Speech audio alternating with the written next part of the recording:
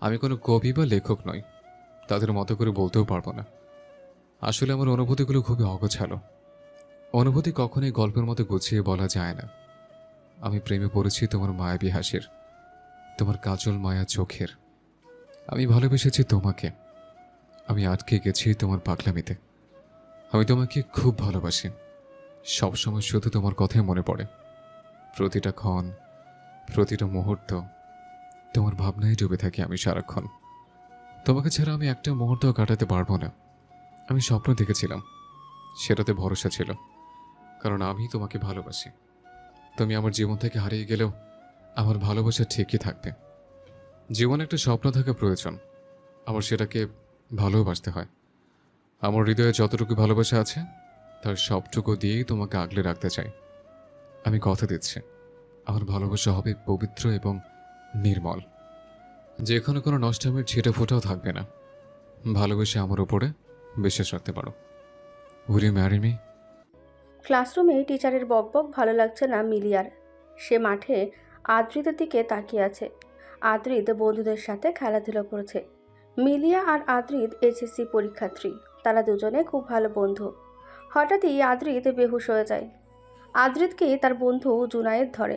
মিলিয়া আদ্রিতের এই অবস্থা দেখে তার বান্ধবী জুলিকে নিয়ে ক্লাসরুম থেকে দৌড়ে বেরিয়ে যায়।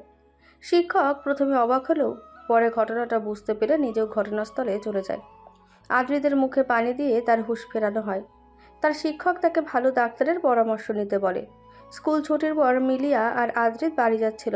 আদ্রিত হাঁটতে হাঁটতে মিলিয়াকে বলে, আচ্ছা মিলিয়া, এত পড়াশোনা করে কি হবে? মিলিয়া আদ্রিতের কথায় বিরক্ত হয়। পড়াশোনা না করলে জীবনের কি মূল্য আছে? না কেউ তোমাকে দাম দেবে, আর না তোমার নিজস্ব পরিচয় থাকবে, আর নাই বা তুমি প্রতিষ্ঠিত হতে পারবা। আদ্রিত চুপ করে মিলিয়ার কথা শোনে, তারপর হেসে দেয়। মিলিয়া, আমি পড়ালেখা করে কি করব বল? আমি তো সব কিছুই ভুলে যাব। আমি এখনই অনেক সময় ভুলে যাই। আমার মায়ের মতো আমার অ্যালজাইমার রোগ হয়েছে। এই রোগের জন্য আমার মা আমাকে ভুলে গেছে। আর তারপর তো এই বই মনে রাখবো আমি। আমি আস্তে আস্তে এই পৃথিবীকে ভুলে যাব। মিলিয়ার মন খারাপ হয় আদ্রিতের কথায়। বিষণ্ণ গলায় প্রশ্ন করে, আচ্ছা, এলজাইমার কি রে? শোন তাহলে, স্মৃতিশক্তি হ্রাস পাওয়া হচ্ছে আলজাইমারের প্রাথমিক লক্ষণ। এটা হচ্ছে মানুষের মস্তিষ্কের এক ধরনের অসুখ। অ্যালজাইমার ধীরে ধীরে মানুষের স্মৃতিশক্তি এবং চিন্তাভাবনার শক্তিকে ধ্বংস করে দেয়। এই অ্যালজাইমারে যখন মা আক্রান্ত হয়েছিল, তাকে প্রায়ই সামান্যই বিভ্রান্ত দেখতাম। তারপর মা অনেক কিছু বলে যেতে শুরু করে। ধীরে ধীরে তার চরিত্রে অনেক পরিবর্তন হতে থাকে এবং সে এখন আমাকে ভুলে গেছে। অ্যালজাইমার রোগটা ডিমেনশিয়ার সবচাইতে প্রচলিত কারণ। এই স্মৃতির ধ্বংসের কারণেই আমাদের ব্রেনের নানা রকমের বিকৃতি হয়। আর সামাজিক মেলামেশার কারণে সমস্যা হয়, পরে স্মৃতিশক্তিও কমে যায়। আর শোন, এই অ্যালজাইমার রোগের কিন্তু কোনো বয়স হয় না, জানিস? আম্মু আমাদের উপর খালি চেল্লাপালা করত। আম্মুর তো কোনো সাল বা তারিখও মনে থাকতো না। ইভেন সে আমার জন্মদিনও ভুলে যেত। আম্মুর প্রচুর পরিমাণে মুড সুইং হতো। মাঝে মাঝে তো কথাই গুলিয়ে ফেলতো। তাই আর কি। এটা তো অনেক সিরিয়াস অসুখ। তাই তো বলি, এত সুন্দর পরিবেশে আমাদের লেখাপড়া করে কি লাভ? এখন উচিত খেলাধুলা করে সময় কাটানো। দেখ আদ্রিত, আমাদের ভবিষ্যৎ চিন্তা করে বর্তমান নষ্ট করার মানেই নেই। আমাদের উচিত বর্তমানকে উপভোগ করা। তোর সাথে কথা বলে পারা যায় না রে মিলি। যা, তোর বাড়ি এসে গেছে। আচ্ছা, বাই। হুম। মিলিয়া তার বাড়ি চলে যায়। আদ্রিত হাঁটতে থাকে নদীর পাড় ধরে। কাল কিছুদিন পরেই তাদের বিদায় অনুষ্ঠান। কথাটা শুনলেই কেমন জানি লাগে। সে আর মিলিয়াকে দেখতে পাবে না। ভাবতে থাকে প্রথম দিনের কথা। মিলিয়া এই স্কুলে ক্লাস 9-এ ভর্তি হয়েছিল। খুব সুন্দরী হওয়ায় সব ছেলেরা মিলিয়াকে তাদের পাশে বসাতে চাইছিল। আর মজার ব্যাপার ছিল, ওই ক্লাসে প্রায় সব ছেলেই ফর্সা ছিল। কিন্তু মিলিয়া ফর্সা ছেলেদেরকে পছন্দ করতো না। আর কোথাও জায়গা না পেয়ে বেচারি আদ্রিতের পাশেই বসেছিল। আদ্রিদের সাথে আস্তে আস্তে বন্ধুত্বও হয়ে যায় মিলিয়ার সাথে। মিলিয়া, আদ্রিত, জুনায়ের আর রেনি ছাড়া কারো সাথেই তেমন একটা মেশেই না।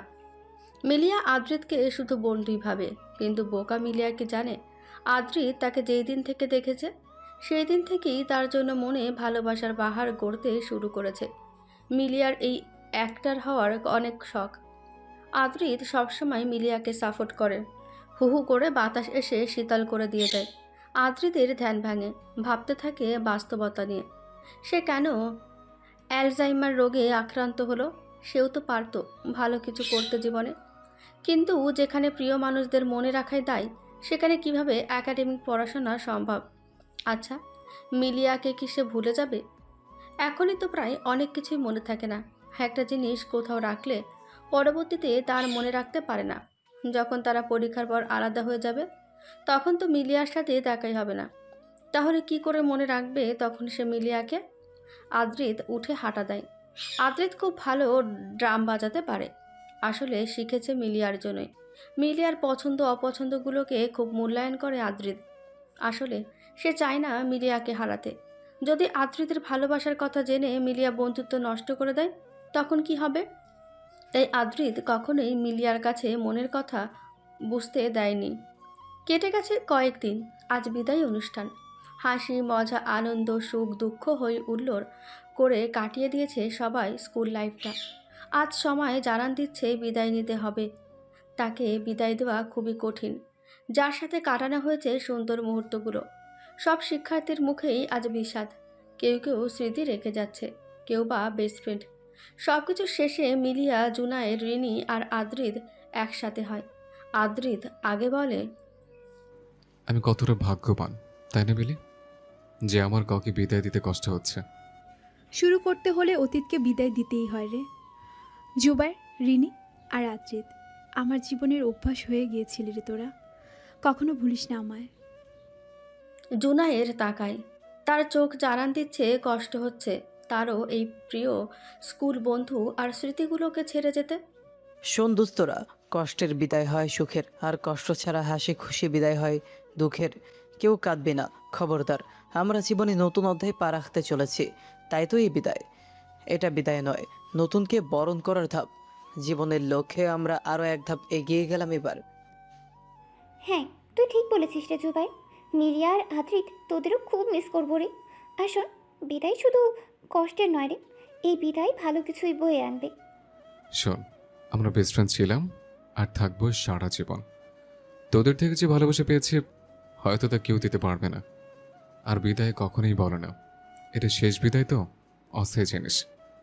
আমরা আবার এক হব কলেজ লাইফে। সবাই ভালো করে পড়ব, ভালো রেজাল্ট করে এক কলেজে অ্যাডমিশন নেব, আবার আগের মতো থাকবো। হ্যাঁ, আদ্রিত ঠিক বলেছে, কিন্তু তোরা দুজনে মন খারাপ করিস না। আর তোদের ভালোবাসাটা যেন আজীবনে এরকম থাকে। আর হ্যাঁ, আসি রে আজ আদ্রিত, চল। রিনি, জুবাইর, ভালো থাকিস। বিদায়ের মানে কখনোই ভুলে যাওয়া নয়, বরং দ্বিতীয়বার মিলিত হওয়ার আগ পর্যন্ত ভুলে যাওয়াই বিদায়। মনে রাখিস আমাদের। আদ্রিত, আয়। মিলিয়া হাঁটা দেয়। আদ্রিতও পিছে পিছে যেতে থাকে। জুনায়ের আর রিনি থায় দাঁড়িয়ে তাকিয়ে আছে ওদের যাওয়ার পানে। খুব কষ্ট হচ্ছে চারজনের। একসাথে কাটানো মুহূর্তগুলো মনে পড়ছে সব। আহা, কত তাড়াতাড়ি সময় চলে গেল। আর কি দেখা হবে? মিলিয়া, আদ্রিতের মুখে নিজের পুরো নাম শুনে অবাক হয় মিলিয়া। আদ্রিত তাকেও মিলি বলেই ডাকে। হুম, বলো। দোস্ত শোন, আমরা কিন্তু আবার এক হব। আর তুই প্রেম টেম করবি না কিন্তু, আমরা একসাথে বিয়ে করব। মানে? না না, মানে তুই আর আমি একসাথে পছন্দ করব আমাদের বউ আর জামাই। কষ্টের মাঝেও মিলিয়া হেসে দেয় আদ্রিতের উদ্ভট কথায়। আদ্রিত মুগ্ধ হয়ে দেখে। শোন মিলিয়া, আমাদের আবার দেখা হবে, ভুলিস না জানি। আমি হয়তো ভুলে যাব। শোন, বিদায় মানে ভুলে যাওয়া নয়, বরং বিদায় হলো অতীত মনে রেখে বেঁচে থাকার শুরু। তুই আমার বেস্টে। আমি তোকে কষ্ট দিয়ে থাকলে মাফ করে দিস। ভালো থেকো প্রিয় বন্ধু। বিদায় হলো সেই কষ্ট যা যার জন্য পাওয়া হয়, তাকে কখনো বোঝানো যায় না। আদ্রিত চলে যেতে থাকে। মিলিয়া শক্ত করে দাঁড়িয়ে থাকে বাসার গেটে। আর কি দেখা হবে? ক্যালেন্ডারের বুক থেকে হারিয়ে গেছে কত কত মাস। মাস পেরিয়ে কয়েক বছরও পেরিয়ে গেছে। পরীক্ষার পর কেউই কারোর সাথে দেখা করতে পারেনি। তারা কেউই এক কলেজে পড়তে পারেনি। আলাদা আলাদা কলেজ, এরপর ভার্সিটি শেষ করে সবাই কর্মজীবনে ব্যস্ত হয়ে পড়ে। একটুও ফুরসত পায়নি প্রিয় বন্ধুগুলো এক হওয়ার। মিলিয়া নিজের ইচ্ছে পূরণ করেছে। সে একজন অভিনেত্রী আজ। কাজের সুবাদে অনেক জায়গায় যাওয়া লাগে। তার বয়ফ্রেন্ডের নাম আনাফ। আদ্রিত কলেজের পড়া শেষ করে বেকারি সব শুরু করেছিল। আজ তার ব্যবসা অনেক বড় হয়ে গেছে। অনলাইনে অফলাইনে সব জায়গায় সে অর্ডার নেয়। আজ শুটিং শেষ করে মিলিয়া যায় আনাফের সাথে দেখা করে। তারপর সেখান থেকে চলে যায় হাসপাতালে। মিলিয়ার পার্সোনাল ডাক্তার আনিশা তাকে বলে, দেখো মিলি, তোমার বেশি বেশি কেমোথেরাপি নেওয়া লাগবে। দিন দিন তার শরীরের অবস্থার অবনতি ঘটছে। আপু, আমি নিব থেরাপি, সমস্যা নেই। তবে আপনি আমার আম্মুকে কিচ্ছু বলবেন না, প্লিজ প্লিজ প্লিজ। আমার আম্মু ছাড়া এখন আমার কেউ নেই, আর সে জানতে পারলে অনেক কষ্ট পাবে। আনিশা মিলিয়ার হাত দুটো নিজের হাতের মুঠোয় নেয়। দেখো মিলিয়া, আমি তোমার আম্মুকে কিছুই বলবো না, কিন্তু নিজের যত্ন তোমায় নিতে হবে। ঠিকমতো চিকিৎসা না নিলে তোমার যদি কিছু হয়ে যায়, তখন তোমার আম্মুকে কে দেখবে? না না, কিচ্ছু হবে না, আমি ঠিক মতোই করবো সব। আজ আসি। আচ্ছা। মিলিয়া চেম্বার থেকে বেরিয়ে যায়। কেন এই রোগ হলো তার? কি পাপ করেছিল? উদাস হয়ে হাঁটতে থাকে। পরের দিন মিলিয়ার ঘুম ভাঙে কলিং বেলের আওয়াজে। ঘুমে ঢুলু ঢুলু চোখে গিয়ে দরজা খোলে। দরজার সামনে একটা পার্সেল দেখতে পেয়ে ভারী অবাক হয় সে। পার্সেলটা এনে দরজা লাগিয়ে দেয় সে। চটজলদি তার আম্মুকে কল করে। হ্যালো আম্মু। Happy birthday my Sunshine. ধন্যবাদ আম্মু। তুমি কি আমার জন্য কোনো পার্সেল পাঠিয়েছো? না তো মা, তবে তোমার ছোটবেলার বন্ধুরা পাঠাতে পারে। আচ্ছা আম্মু, রাখি তাহলে। আল্লাহ হাফেজ। আসসালামু আলাইকুম। নিজের যত্ন নিও। ওয়ালাইকুম সালাম। আল্লাহ হাফেজ। ফোনটা রেখে তাড়াতাড়ি করে পার্সেলটা খুলে খুব সুন্দর করে ডেকোরেশন করা একটা কেক আর একটা গিফট বক্স। গিফট বক্সটা খুলে দেখে একটা ব্ল্যাক ড্রেস আর কতগুলো চকলেট, একটা চিঠি। তাড়াতাড়ি চিঠি খুলে পড়া শুরু করে। আল্লাহ তোমার হৃদয়ের সমস্ত স্বপ্ন আকাঙ্ক্ষা পূরণে আশীর্বাদ করুক। তোমার মঙ্গল কামনা করছে। এই জন্মদিন যেন একটু হয় হাসি ও মেঘেদের ন্যায় কোমল ও মলিন। শুভ জন্মদিন প্রিয়। বছরের পর বছর ধরে অনেক কিছু পরিবর্তিত হয়েছে, তবে তুমি এখনো সে একই ব্যক্তি। আমার ভালো লাগা, ভালোবাসা, আমাদের ভালোবাসার সমুদ্র এবং অন্তহীন আকাশের মতো। শুভ জন্মদিন প্রিয়। তুমি আমার জীবনে আসার পর থেকে জীবনের সমস্ত ধুলো পরিষ্কার হয়ে গেছে। তুমি আমার অন্ধকার জীবনে এনেছো আলো, জীবনকে করেছো পশ্চিমা যুব সূর্যের ন্যায় রঙিন। শুভ জন্মদিন হরিণী। তুমি আমার জীবনের সেরা এই মুহূর্তে আসা আকাশের নীল তারকা। আজকের দিন যেমন তেমন না, বরং একটি বিশেষ দিন। শুভ জন্মদিন আমার প্রণয়ী। তোমার সাথে প্রতিদিন দুর্দান্ত সব মুহূর্ত উদযাপন করেছি। আমার জীবন ডায়েরি কেবল তোমার সাথে কাটানোর সুন্দর মুহূর্তগুলিতে ভরা। যেহেতু তুমি খুব বিশেষ, তোমার জীবনের এই বিশেষ দিনটি খুব বিশেষ জিনিস দিয়ে ভরপুর হোক। আমি তোমার সাথে কাটানো প্রতিটি দিন উদযাপন করি, এবং এই দিনটা এক বিশেষ হওয়ায় এই বিশেষ নোটটি দিয়ে তোমাকে খুব বিশেষ উপায়ে শুভেচ্ছা জানাচ্ছে। নোটটি বেশ সিক্রেট। আমার জীবন আসার জন্য ধন্যবাদ। হয়তো তুমি আমার হবে না, তবুও তোমার সাথে কাটানো মুহূর্তগুলো ছিল দুর্দান্ত। প্রণয়, বয়স কেবল একটা সংখ্যা। আমরা জানি তুমি আজ 1 বছরের ছোট, এবং তোমার জন্মদিনে বাকি জন্মদিনের জন্য সর্বদা আমার থেকে ছোটই থাকবে। আমার চোখ এবং হৃদয় জুড়ে তুমি কখনো বৃদ্ধ হবে না। তোমার প্রতি আমার ভালোবাসা কখনো বৃদ্ধ হয়ে যাবে না। তুমি যতই বৃদ্ধ হও, এটি তোমার কাছে আমার দৃঢ় প্রতিশ্রুতি। তুমি সেরাদের সেরা। আমি আমার জীবনে কিছু বিশেষ ব্যক্তিদের সাথে দেখা করেছি, তবে তুমি তাদের সবার চেয়ে ছাড়িয়ে গেছো। আজকের এই শুভ দিন ছাড়াও তোমাকে এ কথা জানানোর জন্য ভালো আর কোনোদিন হতে পারে না। আজকের অসাধারণ দিনে উপযুক্ত সময় তোমাকে একটি কথা বলার। তুমি আমার জীবনের সবচেয়ে সুখময় একটি অধ্যায়। তোমাকে অনেক ভালোবাসি। জানো, কখনোই বলতে পারিনি ভালোবাসি, কারণ ভয় হতো। তুমি কি কেকের মোমবাতিগুলো ফোন নিয়ে নেভাতে পারবে, নাকি আমাকে ফায়ার সার্ভিসে কল করা উচিত? মজার বিষয় এই যে কিভাবে আমার জীবনের সবচেয়ে সেরা এবং সবথেকে খারাপ একজনে আসতে পারে, সেটা তুমি। প্রিয় মেয়ে, আমি তোমার জন্মদিন ভুলে যেতে ভীষণ ভয় পাচ্ছি। আমি তোমাকে জানাচ্ছি অনেক অনেক অনেক জন্মদিনের শুভেচ্ছা। তোমার প্রতি আমার ভালোবাসার সূর্যের উজ্জ্বলতার মতো চিরকাল জ্বলতে থাকবে। এই মেয়ে, আমাকে একটা জন্মদিন উপহারের জন্য জিজ্ঞাসা করো, তবে গাড়ি জিজ্ঞাসা করবে না। যদি বলে 100 টাকার মধ্যে শ্রেষ্ঠ উপহারটি খুঁজে আনতে, তাহলে আমি এটি 1 মিনিটে সম্ভব করে দেখাবো। শুভ জন্মদিন মাই বিউটিফুল লেডি। আমার মিষ্টি এবং সুন্দর প্রিয়নী, আমার সেরা বন্ধু হওয়ার জন্য তোমাকে ধন্যবাদ। আমার মনে সন্দেহ নেই যে তুমি স্বর্গ প্রেরিত, আর সে কারণেই তোমার প্রতি আমার ভালোবাসা সবসময় অপরিবর্তিত। শুভ জন্মদিন। মনস্কামনা। এই যা, অনেক বকবক করে ফেলেছে। আমার পাঠানো এই ছোট উপহার গ্রহণ করো প্রিয়তমা। হয়তো আর দেখা হবে না আমাদের, আমি চাই না আমাদের দেখা হোক। তোমার ভালোবাসার মানুষটির সাথেই সুখে থাকো তুমি। এই কালো ড্রেসে তোমার অসম্ভব সুন্দর লাগবে। আবারও শুভ জন্মদিন প্রিয়তমা। মিলিয়ার চোখ ভিজে আসছে। এটা আনাফ নয়, সে জানে। তার জন্মদিনে অনেক অনেক শুভেচ্ছা বার্তা এসেছে, কিন্তু এটা বেশি সুন্দর। কে এভাবে লুকিয়ে লুকিয়ে তাকে ভালোবাসে? তার মতো একটা মেয়েও কারো জীবনে এত সুন্দর করে দিয়েছে, ভাবতেই অবাক লাগে। মিলিয়া আনাফকে কল করে। হ্যালো আনাফ, বেবি বলো। আমার বাসায় চলে এসো। কেন? এমনিতেই। ওকে। মিলিয়া কল কেটে দেয়। বাহ, এমন মানুষের সাথে রিলেশন করি যে কিনা আমার জন্মদিন মনেই রাখেনি। আজব। মিলিয়া ব্ল্যাক ড্রেসটা পরে রেডি হয়ে যায়, হাতে কেকটা নিয়ে সুন্দর করে একটা পিক তোলে। তারপর ফেসবুকে আপলোড দেয়। হয়তো নেটওয়ার্কের অপর প্রান্ত থেকে কেউ এই ছবি দেখে প্রশান্তির হাসি হাসে। কিছুক্ষণ পরেই আনাফ এসে পড়ে। মিলিয়া তাকে টেবিলে বসতে বলে নিজেও বসে পড়ে। ও বেবি সিট, সরি মনেই ছিল না। Happy birthday. হয়েছে। কেকটা কাটো। মিলিয়া কথা না বাড়িয়ে কেক কাটে, তবে আনাফকে খাইয়ে দেয় না। একটা প্লেটে করে দেয় তার সামনে। আনাফ কিছুই বলে না, জানে মিলিয়া রাগ করেছে। আনাফ কেক খেতে শুরু করে। আনাফ, আমার একটা কথা বলার ছিল। বলো। আমার ক্যান্সার হয়েছে। মিলিয়ার কণ্ঠে কথাটা শুনে আনাফ বোকা বনে যায়।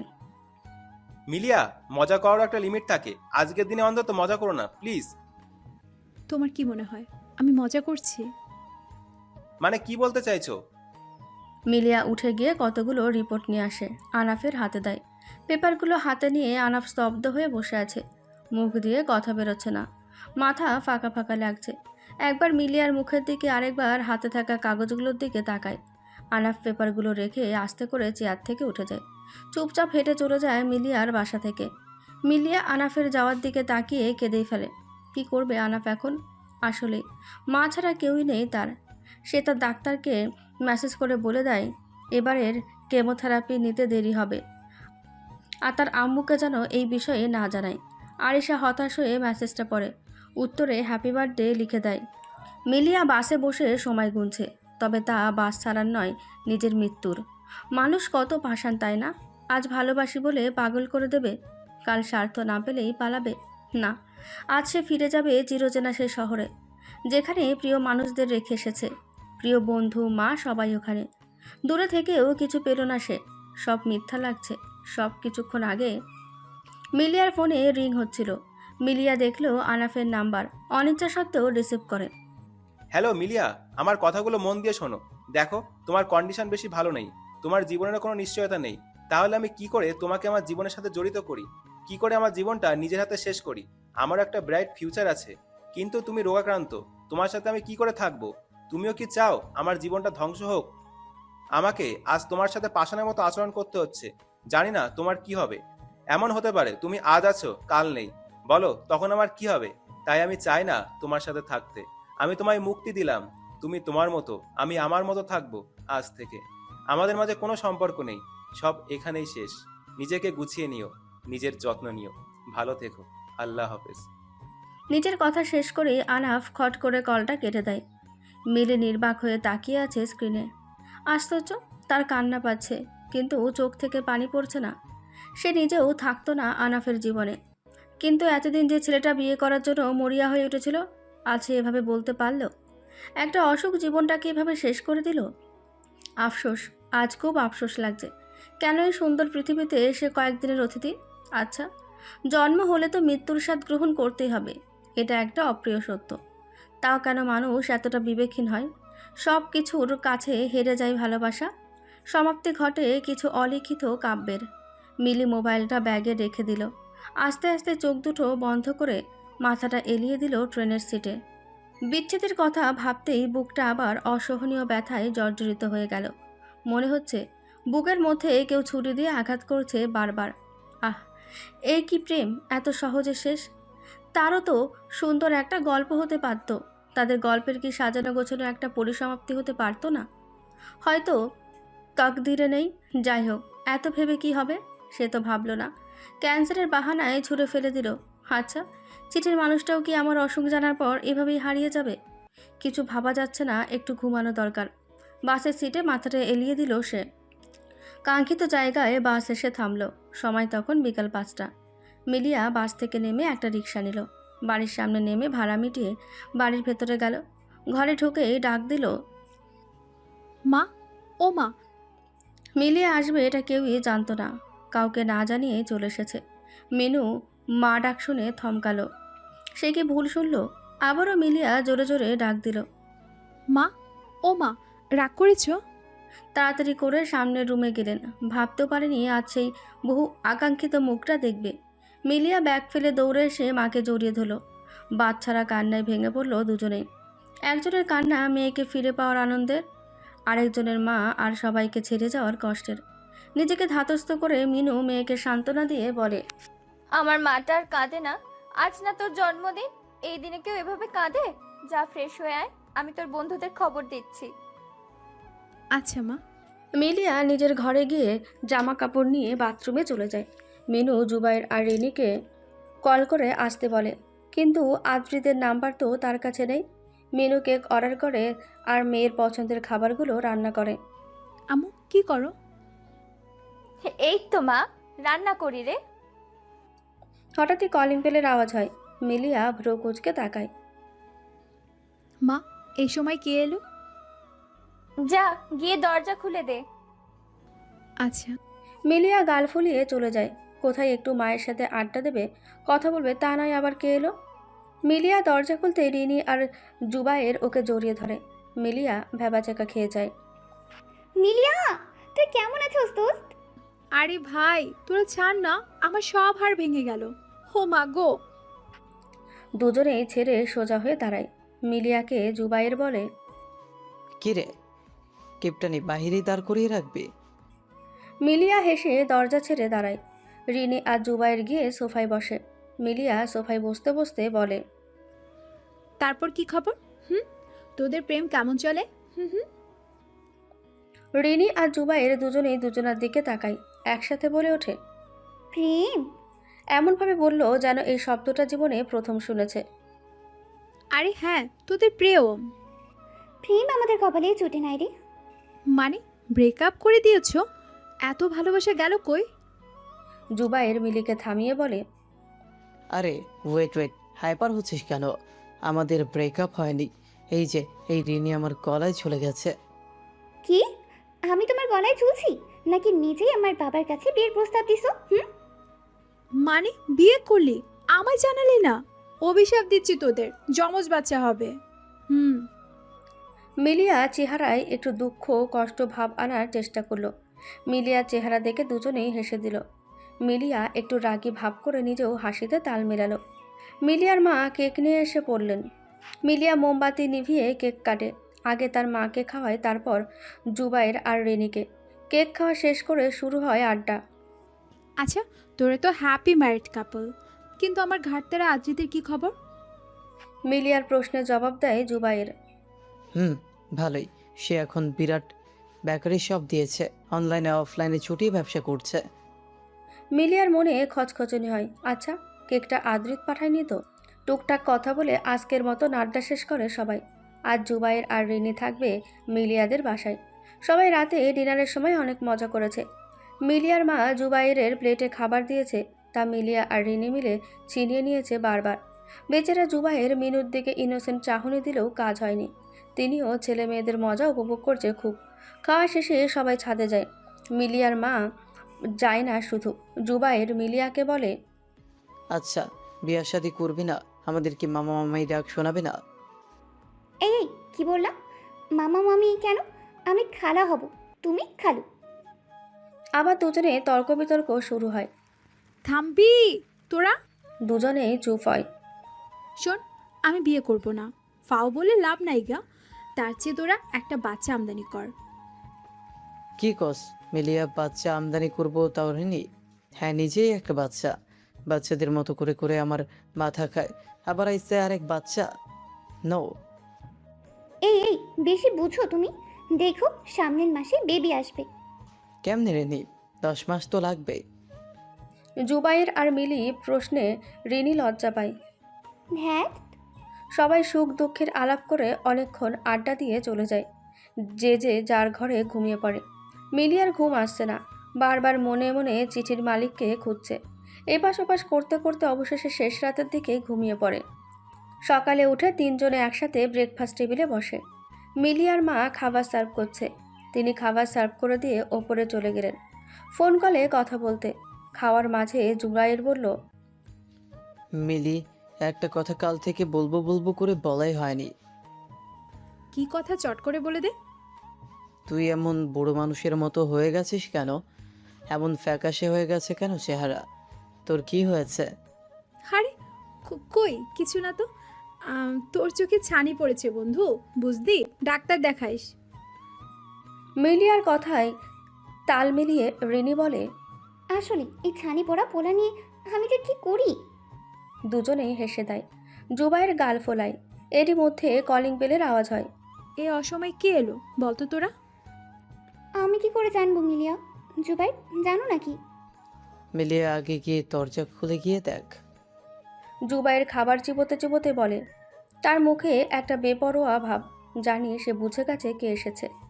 মিলিয়া বিরক্তিকর মুখে খাবার রেখে উঠে যায় দরজা খুলতে। দরজাটা খুলেই হাঁ করে তাকিয়ে আছে মিলিয়া। কেমন আছো মিলি?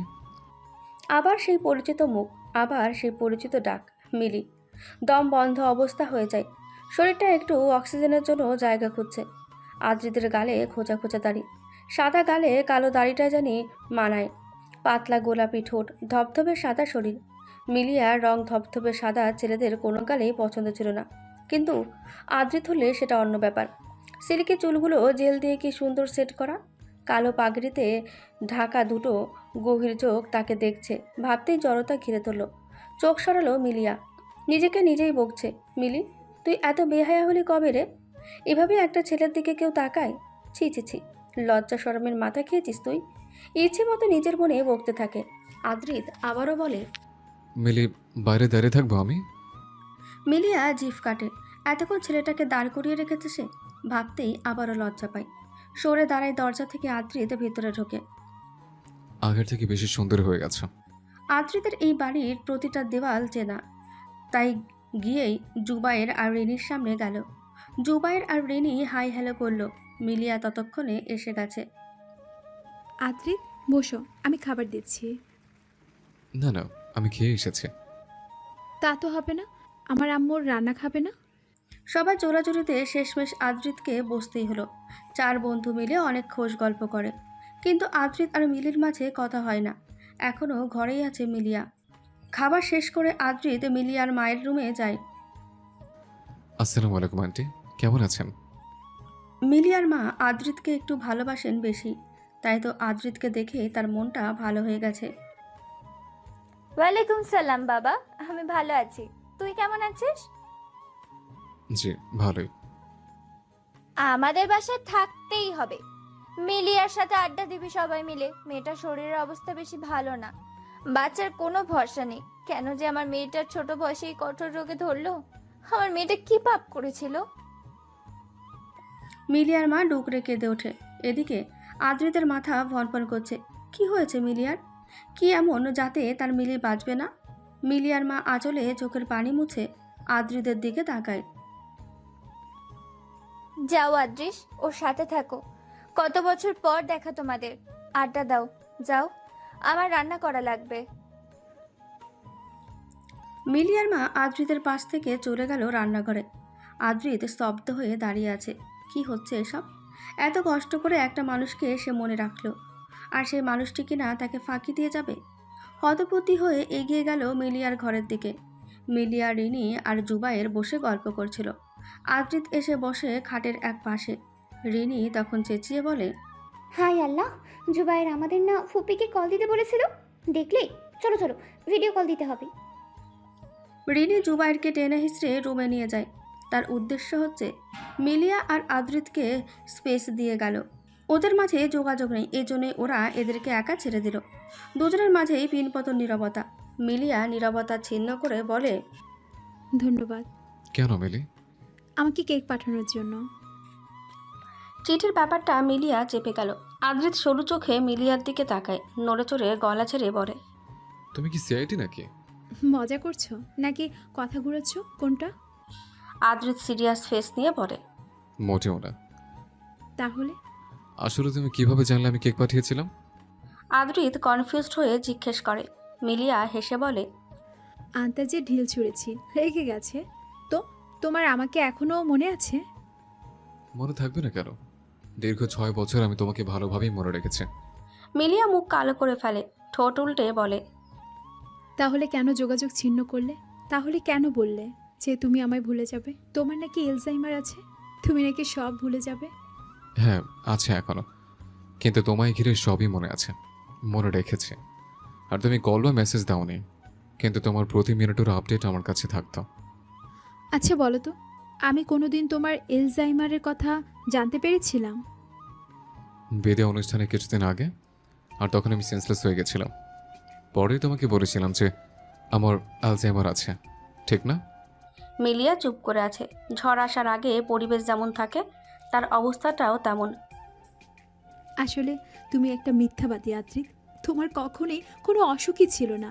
তুমি আমায় সব ভুল বলেছ। আমার সাথে ইচ্ছে করে যোগাযোগ করেনি। আমি তোমার সাথে কোনো কথাই বলতে চাই না। যাও তো, আমায় একা ছেড়ে দাও। সরি মিলি, আমার কথাটা শোনো। Leave me alone, just leave me. তোমার কোনো কথা শুনতে চাই না, ইচ্ছে নেই। আদ্রিত আর কোনো কথা না বলে চুপ করে উঠে পড়ে। যাওয়ার সময় একবার তাকায়, দরজা চাপিয়ে চলে যায়। মেলিয়া চুপ করে বসে আছে। সবাই তাকে ঠকায় কেন? সে একদিন সবাইকে ছেড়ে ছুড়ে চলে যাবে। কাউরে আর বিরক্ত করব না, কাউরে না। অদ্রিতকে মিলিয়াদের বাসা থেকে বের হতে দেখে দৌড়ে গেল রিনি। জুবাইর গেল মিলিয়ার কাছে। আদ্রিত, তারা কই যাস? আটকাস না আমার রেনি, যেতে দে। আদ্রিত, আদ্রিত শোন। রিনি ডেকেই যাচ্ছে। আদ্রিত হনহন করে চলে যায়। রিনি এবার যায় মিলিয়ার ঘরের দিকে। মিলিয়া, কি হয়েছে বল? জুবাই, রিনা, যা এখন এখান থেকে। আমায় রাগাস না, আমায় একা ছেড়ে দে কিন্তু মিলিয়া। প্লিজ। জুবাইর বেরিয়ে যায়। রিনিকে ওপরে আসতে দেখে আটকে দেয় সে। যেও না, ও একা থাকতে চায়।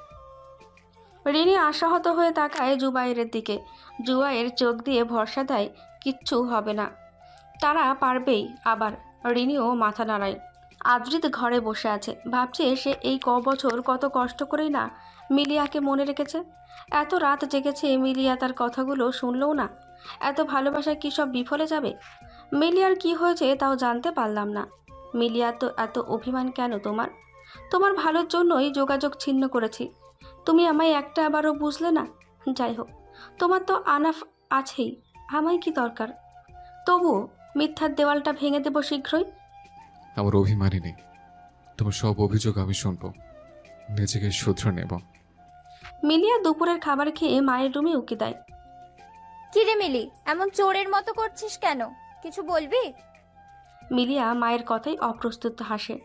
ঢোক গিলে কথাগুলো নিজের মতন করে সাজিয়ে নেয়। তারপর গুটি গুটি পায়ে গিয়ে মায়ের কোলে শুয়ে পড়ে। 2 হাতে মায়ের কোমর জড়িয়ে ধরে আহ্লাদি সুরে বলে, মা, আমার কাল যেতে হবে তো। মিডিয়ার লোকজন ফোন করছে, তাদের একটা শুটিং আছে, ওটা শেষ করে আমি চলে আসব। মিলিয়া সব মিথ্যে বলেছে, তাই তার হাত পা মৃদু কাঁপছে। ছোট থেকেই মিথ্যে বললেও তার কেমন জানি লাগে। আসলে তার আর ভালো লাগছে না এসব, তাই বলল। মিলিয়ার মা গম্ভীর হয়ে মেয়ের দিকে একবার চোখ বুলিয়ে নিলেন।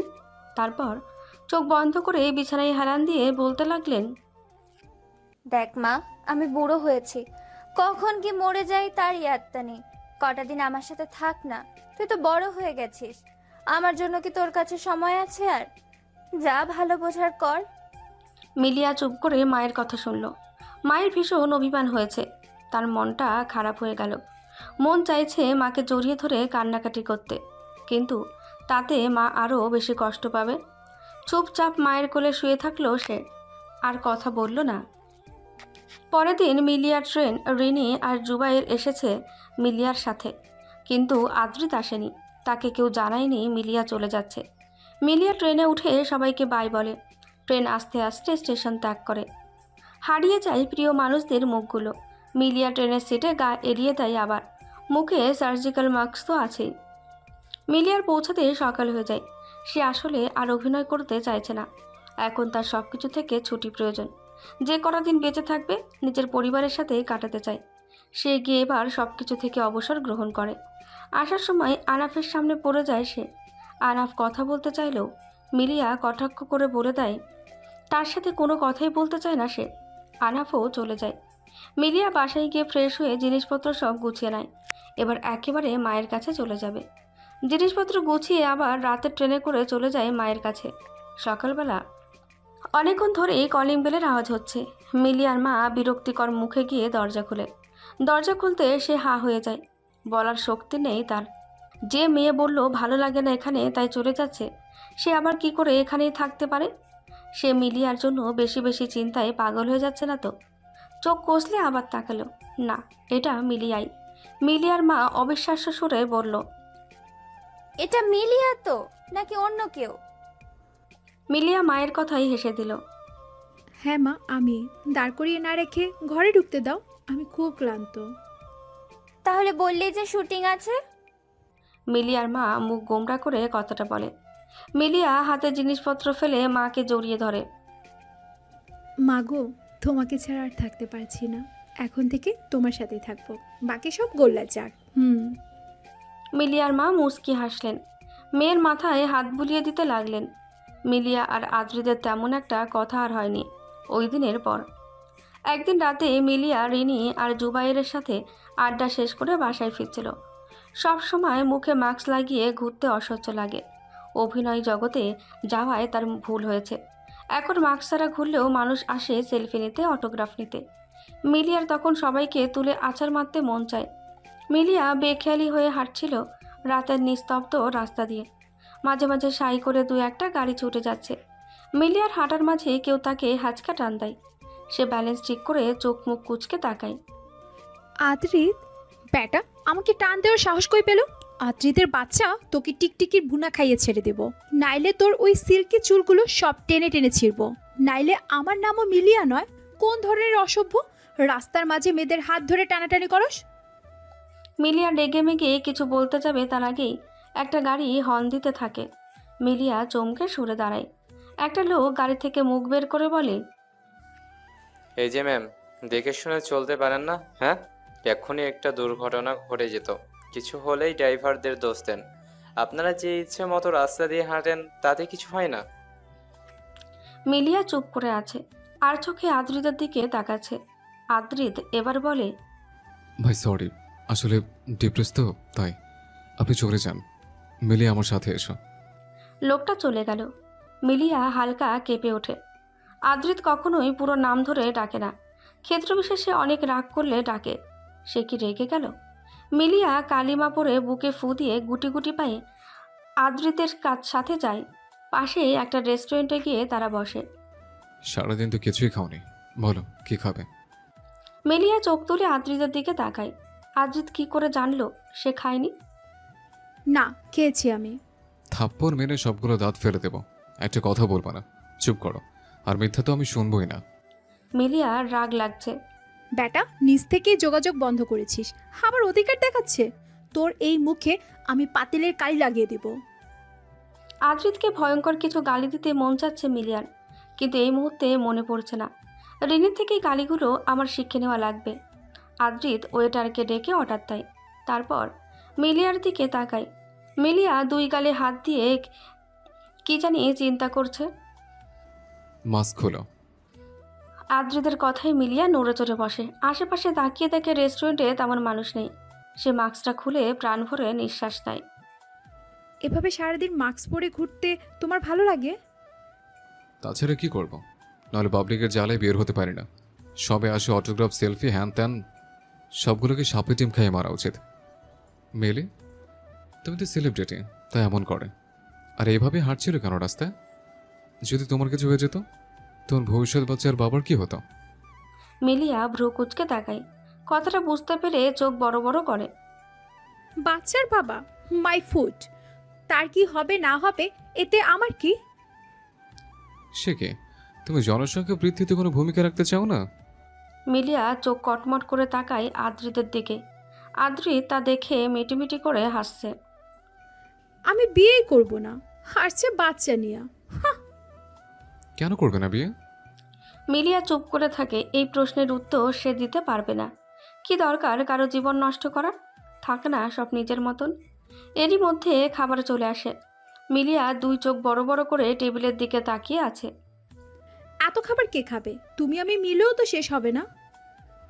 আমি শুধু কোল্ড ড্রিঙ্কস খাবো, বাকি সব তুমি খাবে। না প্লিজ প্লিজ প্লিজ, আমি এত খেতে পারবো না। মিলিয়ার কাঁদো কাঁদো কথাগুলো আদ্রিতের বেশ লাগছে।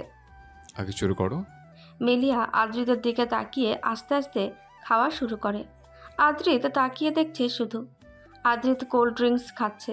মিলিয়া খাওয়া রেখে ফট করে বলে, চলো বিয়ে করে নি।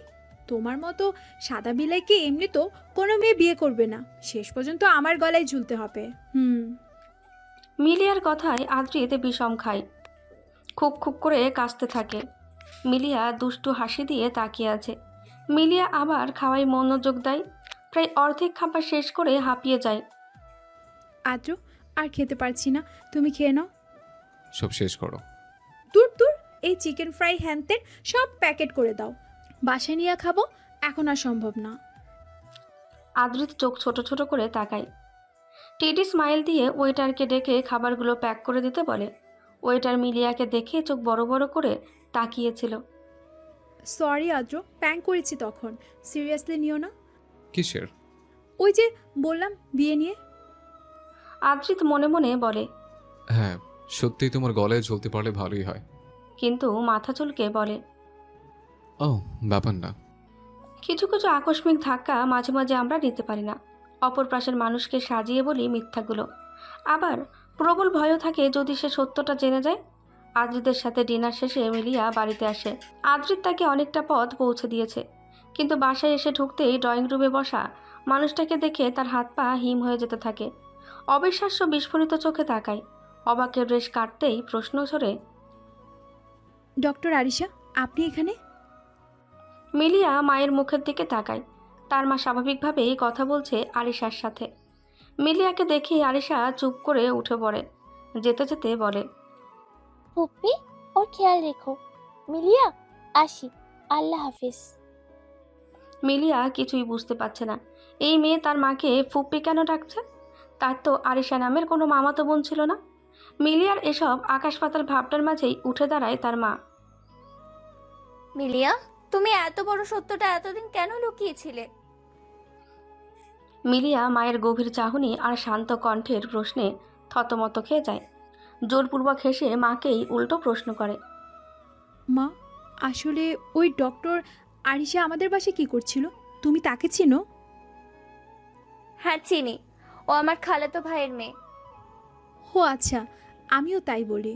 আমার তো কোনো মামার এত বড় মেয়ে নাই, সব পুচকু পুচকি। মিলিয়ার মা বুঝলেন মেয়ে কথা ঘোরাতে চাইছে। এবার উদ্বিগ্ন হয়ে বলে, দেখো মিলিয়া, তুমি বুঝতে পারছো ক্যান্সার কতটা ভয়াবহ? তুমি আমার বেঁচে থাকার একমাত্র ভরসা। তোমাকে ছাড়া আমি কি করে থাকবো? কেন নিজের প্রতি যত্ন নিলে না? কেন এত অবহেলা করলে নিজেকে? মিলিয়ার মা কথাগুলো বলতে বলতে কেঁদে উঠল। মায়ের কান্না মিলিয়ার সহ্য হচ্ছে না। মায়েরা বুঝি এমনই হয়। বাচ্চাদের অসুখে এমন অবস্থা করেন, মনে হয় অসুখটা মায়েদের বেশি পীড়া দিচ্ছে। মিলিয়া নিজেকে শক্ত করে হেসে মাকে দু হাতে পরম মমতায় আগলে নেয়। মা, তুমি এভাবে কাঁদছো কেন? তোমার কি এভাবে কাঁদা মানায়? লোকে দেখলে কি বলবে? বলবে এত বড় মহিলা বাচ্চাদের মতো কাঁদছে। কান্না থামাও না মা, আমি তোমায় অনেকগুলো চকলেট কিনে দেব। মিলিয়ার মায়ের কান্নার বেগ আরও বাড়ে। তার মেয়েটা কবে এত বড় হয়ে গেল? নিজে এমন মরণ ব্যাধি বাঁধিয়ে দিব্যি তাকে বাচ্চাদের মতন সান্ত্বনা দিচ্ছে। যে মেয়ে সামান্য হাত কেটে গেলে সারা বাড়ি মাথায় তুলতো বাপ আর মেয়ে মিলে, সেই মেয়ে তার ক্যান্সারের মতন ভয়াবহ রোগকেও পাত্তা দিচ্ছে না। স্বামীর কথা মনে উঠতেই মিলিয়ার মা আরও জোরে কেঁদে ওঠে। মেয়েকে শক্ত করে আঁকড়ে ধরেন। পারবে না তার এই মেয়েকে হারাতে। মিলিয়া মায়ের কান্নার মাঝেই বলে, জানো মা, 2 বছর আগে যখন অসুখটা ধরা পড়ে আমার মাথায় আকাশ ভেঙে পড়েছিল। শুধু তোমার কথাই তখন মাথায় আসছিল, কিন্তু কি করব বলো। তখন কেমোথেরাপি নিয়েছি, সার্জারি করেছি, কিন্তু এখন আবার নতুন করে সংক্রান্ত হয়েছি ক্যান্সারে। তুমি কবে থেকে জানলে? তুই আগের বার যখন এসেছিলি তখনই আরিশা বলেছে, কিন্তু আমার মন মানতে চাইছিল না কিছুতেই। কি করি বল? আচ্ছা চল, এখনই ডাক্তারের কাছে যাব। মিলিয়ার মা নাক টেনে কথাগুলো বলে। মিলিয়া মায়ের মুখের দিকে তাকিয়ে বলে, এখন আর বিশেষ লাভ হবে না মা, আরিশাও জানে এটা, তবুও সে কেমোথেরাপি দিতে চাইছে। আমি জানি আমার সময় খুব অল্প, এসব থেরাপি সার্জারি দিয়ে আমার আর কোনো কাজ হবে না। তাই বলে কি আমায় তোমার সাথে কাটাতে দাও না মা কয়টা দিন। মিলিয়ার মায়ের মনে আবারও ব্যথার টিটটা চারা দিয়ে ওঠে। মেয়েকে হারানো তীব্র ভয়ে জাপটে ধরেন মেয়েকে। মা তুমি খেয়েছো? হ্যাঁ, আরিশার জোড়াজুড়িতে খেয়েছি। চল তোকে খাইয়ে দিই। না মা, আমি বাইরে থেকে ডিনার করে এসেছি, চলো তাহলে ঘুমিয়ে পড়ি। আজ থেকে তুই আমার সাথেই ঘুমাবি, অন্য রুমে ঘুমাতে দিব না। মিলিয়া মায়ের বাচ্চাদের মতন কাণ্ড কারখানায় হেসে দেয়। মাকে নিয়ে চুপচাপ রুমে যায়। তারপর মায়ের পাশে গুটিসুটি দিয়ে চুপটি করে মাকে জড়িয়ে ধরে। মিলিয়ার মা বলে, বলো তুমি কি খাবে, কোথায় ঘুরতে যাবে, কাকে দেখতে মন চাইছে, কি করতে মন চাইছে? আমি তোমার জন্য সবকিছু করব। মা আপাতত ডেটে যেতে মন চাইছে, পারলে একটা ছেলে নিয়ে আসো। মিলিয়া দুষ্টুমি করে কথাটা বলে। মিলিয়ার মা অনেক অবাক হয়, এমন সময়েও তার মেয়ে মজা করছে। আশ্চর্য, মিলিয়া মায়ের সাথে অনেক ফ্রি, তাই এসব বলতে কোনো জড়তা কাজ করেনি। কার ছেলেকে না কার ছেলেকে আনবো পরে, তারা তোর মায়ের নামে ছেলে ধরার মামলা ঠুকে দিক। মিলিয়ার মা বাচ্চাদের মতো করে কথাটা বলে। মিলিয়া মায়ের কথায় হু হা করে হেসে দেয়। পরক্ষণেই মনে খারাপ করে বলে, জানো মা, আজ আদ্রিদের সাথে দেখা হয়েছিল। তারপর কি হলো? ওর সাথে ডিনার করেছি, আমায় এক গাদা খাইয়ে ছেড়েছে। ছেলেটা জেদ কমলো না। জানো মা, আমি ওকে বিয়ের প্রপোজাল দিয়েছিলাম, কিন্তু ও কোনো রেসপন্স করেনি। ছোটোবেলায় আমরা কত ভালো বন্ধু ছিলাম, তাই না? ও আমাকে ছোটোবেলায় খুব পছন্দ করতো, কিন্তু সব কিছু কেন এমন এলোমেলো হয়ে গেল। আসলে আমি ওকে অনেক পছন্দ করতাম ছোটোবেলায়। ও যতটা না আমাকে পছন্দ করতো, তার থেকে বেশি আমি ওকে পছন্দ করতাম। আদ্রিতকে আজ পর্যন্ত কখনোই মানসিকভাবে ভেঙে পড়তে দেখিনি। I like him. মিলিয়া একটা দীর্ঘশ্বাস ফেলে মায়ের বুকে মাথা গোজে। মিলিয়ার দীর্ঘশ্বাস তার মায়ের বুকে ছুরির মতোই লাগে। মেয়েটা কাউকে ভালোবাসে, সে কি কিছুই করতে পারবে না মেয়েটার জন্য? সকালে মিলিয়ার মা খুব সতর্কভাবে মেয়ের পাশ থেকে উঠে যায়। আস্তে করে বোরখাটা পরে নিকাবটা লাগিয়ে বেরিয়ে যায়। এখান থেকে আদ্রিদের বাসা বেশি দূরে নয়। সে হেঁটে যায়। আদ্রিদের দরজায় গিয়ে কলিং বেল বাজায়। 3বার বাজতেই আদ্রিত ঘুমে ঢুলু ঢুলু চোখে দরজা খোলে। মিলিয়ার মাকে দেখে প্রথমে চিনতে পারেনি সে। অদ্ভুতভাবে তাকিয়ে বোঝার চেষ্টা করছে মহিলাটাকে। তারপর প্রশ্ন করল, আপনি কে? ঠিক চিনতে পারলাম না। মিলিয়ার মা চমকালো না। সে জানে আদ্রিদের এলজাইমার রোগের জন্য মাঝে মাঝে এমন সব কথাবার্তা বলে সে। হুটহাট কাউকে চিনতে পারে না সে। মিলিয়ার মা নিকাবটা খোলে। আদ্রিদের মহিলাটাকে খুব চেনা চেনা লাগলেও মনে পড়ছে না এটাকে। মিলিয়ার মা নিজেই বলে, আমি মিলিয়ার মা আদ্রিত, চিনতে পেরেছো? আদ্রিত কিছুক্ষণ তাকিয়ে থাকে। মিলিয়ার সাথে হওয়া সবকিছু সে মনে রাখে কৌশলে। একটু ভাবতেই চিনতে পারল। অপ্রস্তুত সে বলল, আসসালামু আলাইকুম আন্টি। এত সকালে আপনি আসতে গেলেন কেন? কোনো সমস্যা হচ্ছে নাকি? আমায় কল দিতেন, আমিও চলে যেতাম। আপনারা কষ্ট করে আসা লাগতো না। মিলিয়ার মা তাকিয়ে আছে। সে সালামের জবাব দেয়। ওয়ালাইকুম সালাম বাবা, তা কি বাইরেই দাঁড়িয়ে কথা বলবে? আদ্রিত সরে দাঁড়ায়। মাথা চুলকে মিলিয়ার মাকে ভেতরে আসতে বলেন। মিলিয়ার মা গিয়ে ড্রয়িং রুমে বসেন। আদ্রিত চটপট 2 কাপ কফি নিয়ে আসে। আরে বাবা, আমি কি বলেছি কফি আনতে? না, আসলে আন্টি কফি তো আপনার পছন্দের, তাই আর কি। মিলিয়ার মা দীর্ঘশ্বাস ফেলে। এই ছেলেটার পছন্দের কফির কথা মনে আছে, অথচ একটু আগে চিনতেই পারছিল না। সব প্রিয় জিনিস, প্রিয় অভ্যাস, প্রিয় মানুষগুলোই তার থেকে দূরে চলে যাচ্ছে ক্রমাগত। কফিতে চুমুক দেয়। আসলেই এত সকালে কি বলতে এসেছে আদ্রিতকে সে? কিছুটা জড়তা নিয়ে আদ্রিতকে বলে, আদ্রিত, আমার মেয়েটা ক্যান্সারে আক্রান্ত। এই একটা কথা আদ্রিদের কানে যেতেই বজ্রপাত ঘটল তার পৃথিবীতে। কাপে চুমুক দিতে গিয়েও থেমে গেল সে। তার সাজানো সারা পৃথিবী 1 মিনিটের মধ্যে লণ্ডভণ্ড হয়ে গেল। মাথাটা বড্ড ফাঁকা ফাঁকা লাগছে, চারদিকে সব মিথ্যা মনে হচ্ছে। আমার মেয়েটার 2 বছর আগেই ক্যান্সার ধরা পড়েছিল, তখন চিকিৎসা নিয়েছিল, কিন্তু এখন আবার নতুন করে দেখা দিয়েছে। আর কোনো চিকিৎসায়ও কাজ হবে না তার। এটুকু বলে কেঁদে ওঠে মিলিয়ার মা। আদ্রিত ফাঁকা চোখে তার দিকে তাকিয়ে আছে, দৃষ্টি আজ অনুভূতি শূন্য। আমার জানা মতে তোমরা একে অপরকে অনেক পছন্দ করো। তুমি কি আমার মেয়েকে গ্রহণ করবে? এটুকু বলে কাঁদতে কাঁদতে মিলিয়ার মা চলে আসে। আর কিছু বলার শক্তি নেই। আদ্রিত বুঝতে পারছে না মিলিয়াও তাকে পছন্দ করে। এই ব্যাপারটায় তার কি খুশি হওয়া উচিত, নাকি মিলিয়ার অসুখের জন্য কষ্ট পাওয়া উচিত? মাথাটা ব্যথা করছে খুব। পেয়েও হারানোর ভয়টা জেগে বসেছে। কি করা উচিত না করা উচিত কিছুই মাথায় আসছে না। কিন্তু মিলিয়া নামের মেয়েটাকে তার চাইই চাই। সময় কারোর জন্য অপেক্ষা করে না, সে নিজ গতিতে বয়ে যায়। দিনকে দিন মিলিয়ার অসুস্থতা ভয়াবহভাবে বাড়তেই থাকে। তার শরীরের অবস্থা খুবই শোচনীয়। মিলিয়াকে তার মা নিয়ে হাসপাতালে ভর্তি করায়। মিলিয়ার মা রিনিকে কল করে। ছুটির দিন হওয়ায় রিনি উদাস ভঙ্গিতে বসে আছে রুমে। জুবাইরকে সে ফুচকা আনতে পাঠিয়েছেন। হঠাৎ হঠাৎ অদ্ভুত সব আবদার করে রিনি, আর সব সময়েই হাসি মুখে তা পূরণ করে জুবাইর। ভালোবাসার মানুষটির আবদার পূরণ করার মাঝেও এক ঝাঁক প্রশান্তি আছে। রিনি পুরনো স্মৃতিচারণ করতে থাকে। হঠাৎই ফোনের কর্কশ শব্দে রিনি কল্পনা জগৎ থেকে বেরিয়ে আসে। ফোনটা কর্কশ ভঙ্গিমায় চিল্লিয়ে যাচ্ছে।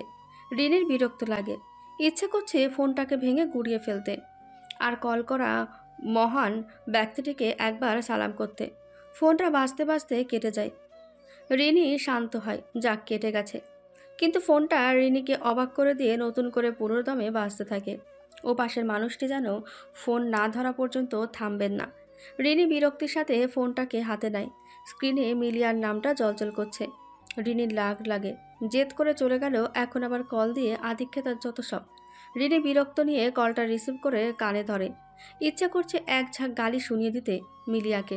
কর্কশ কণ্ঠে রিনি বলে, তোর এত ঢং আসে কই থেকে? ঢং করিয়ে বাড়িতে আইসোস, আবার শহরে যাস, নিজের ইচ্ছা মতো সবাইকে নাচাচ্ছিস। চাইছিস কি? এখন আবার কল করে ঢং করছিস? হাউ, কিভাবে একটা মানুষ এত নাটক করতে পারে?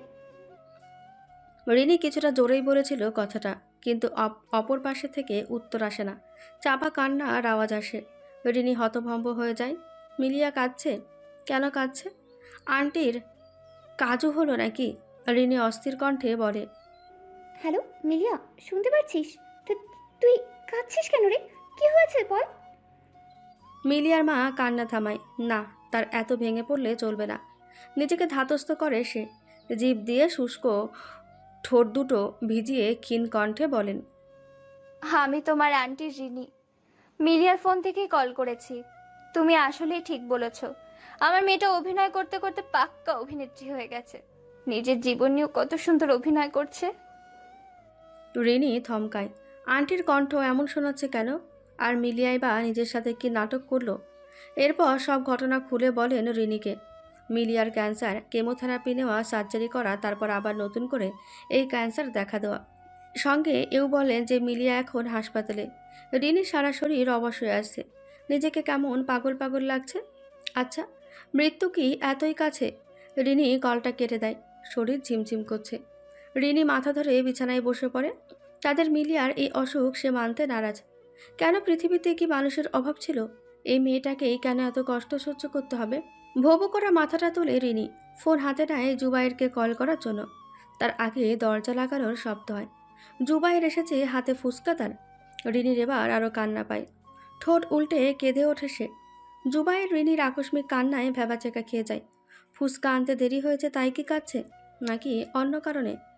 জুবাইর ফুসকা ড্রেসিং টেবিলের ওপর রেখে রিনির পায়ের কাছে ফ্লোরে হাঁটু মুড়ে বসে। রিনির কান্নার বেগ বেড়েই চলেছে। জুবাইর বারবার জিজ্ঞেস করছে কাঁদছে কেন, কোনো উত্তর নেই। উপায় না পেয়ে জুবাইর জোরে এক রাম ধমক লাগায় রিনিকে। সমস্যা কি তোমার? কখন থেকে বাচ্চাদের মতো কাঁদছো? ফুসকা আনতে দেরি হয়েছে তাই এইভাবে কাঁদবে? দিব এক চোর। জুবাইর ফুঁসে কথাগুলো বলে ওঠে। রিনি ধমক হয়ে কেঁপে ওঠে, জুবাইরের দিকে তাকিয়ে থাকে। তারপর মিলিয়ার মায়ের বলা সব কথাগুলো বলে জুবাইরকে। সব শুনে জুবাইর থম মেরে বসে আছে, রোবটের মতন সামনে তাকিয়ে আছে। এটা কিছুতেই হতে পারে না মিলিয়ার সাথে। মিলিয়া এত বড় একটা সত্য তাদের কাছ থেকে হাইড করে গেল। রিনি কাঁদছে অঝরে।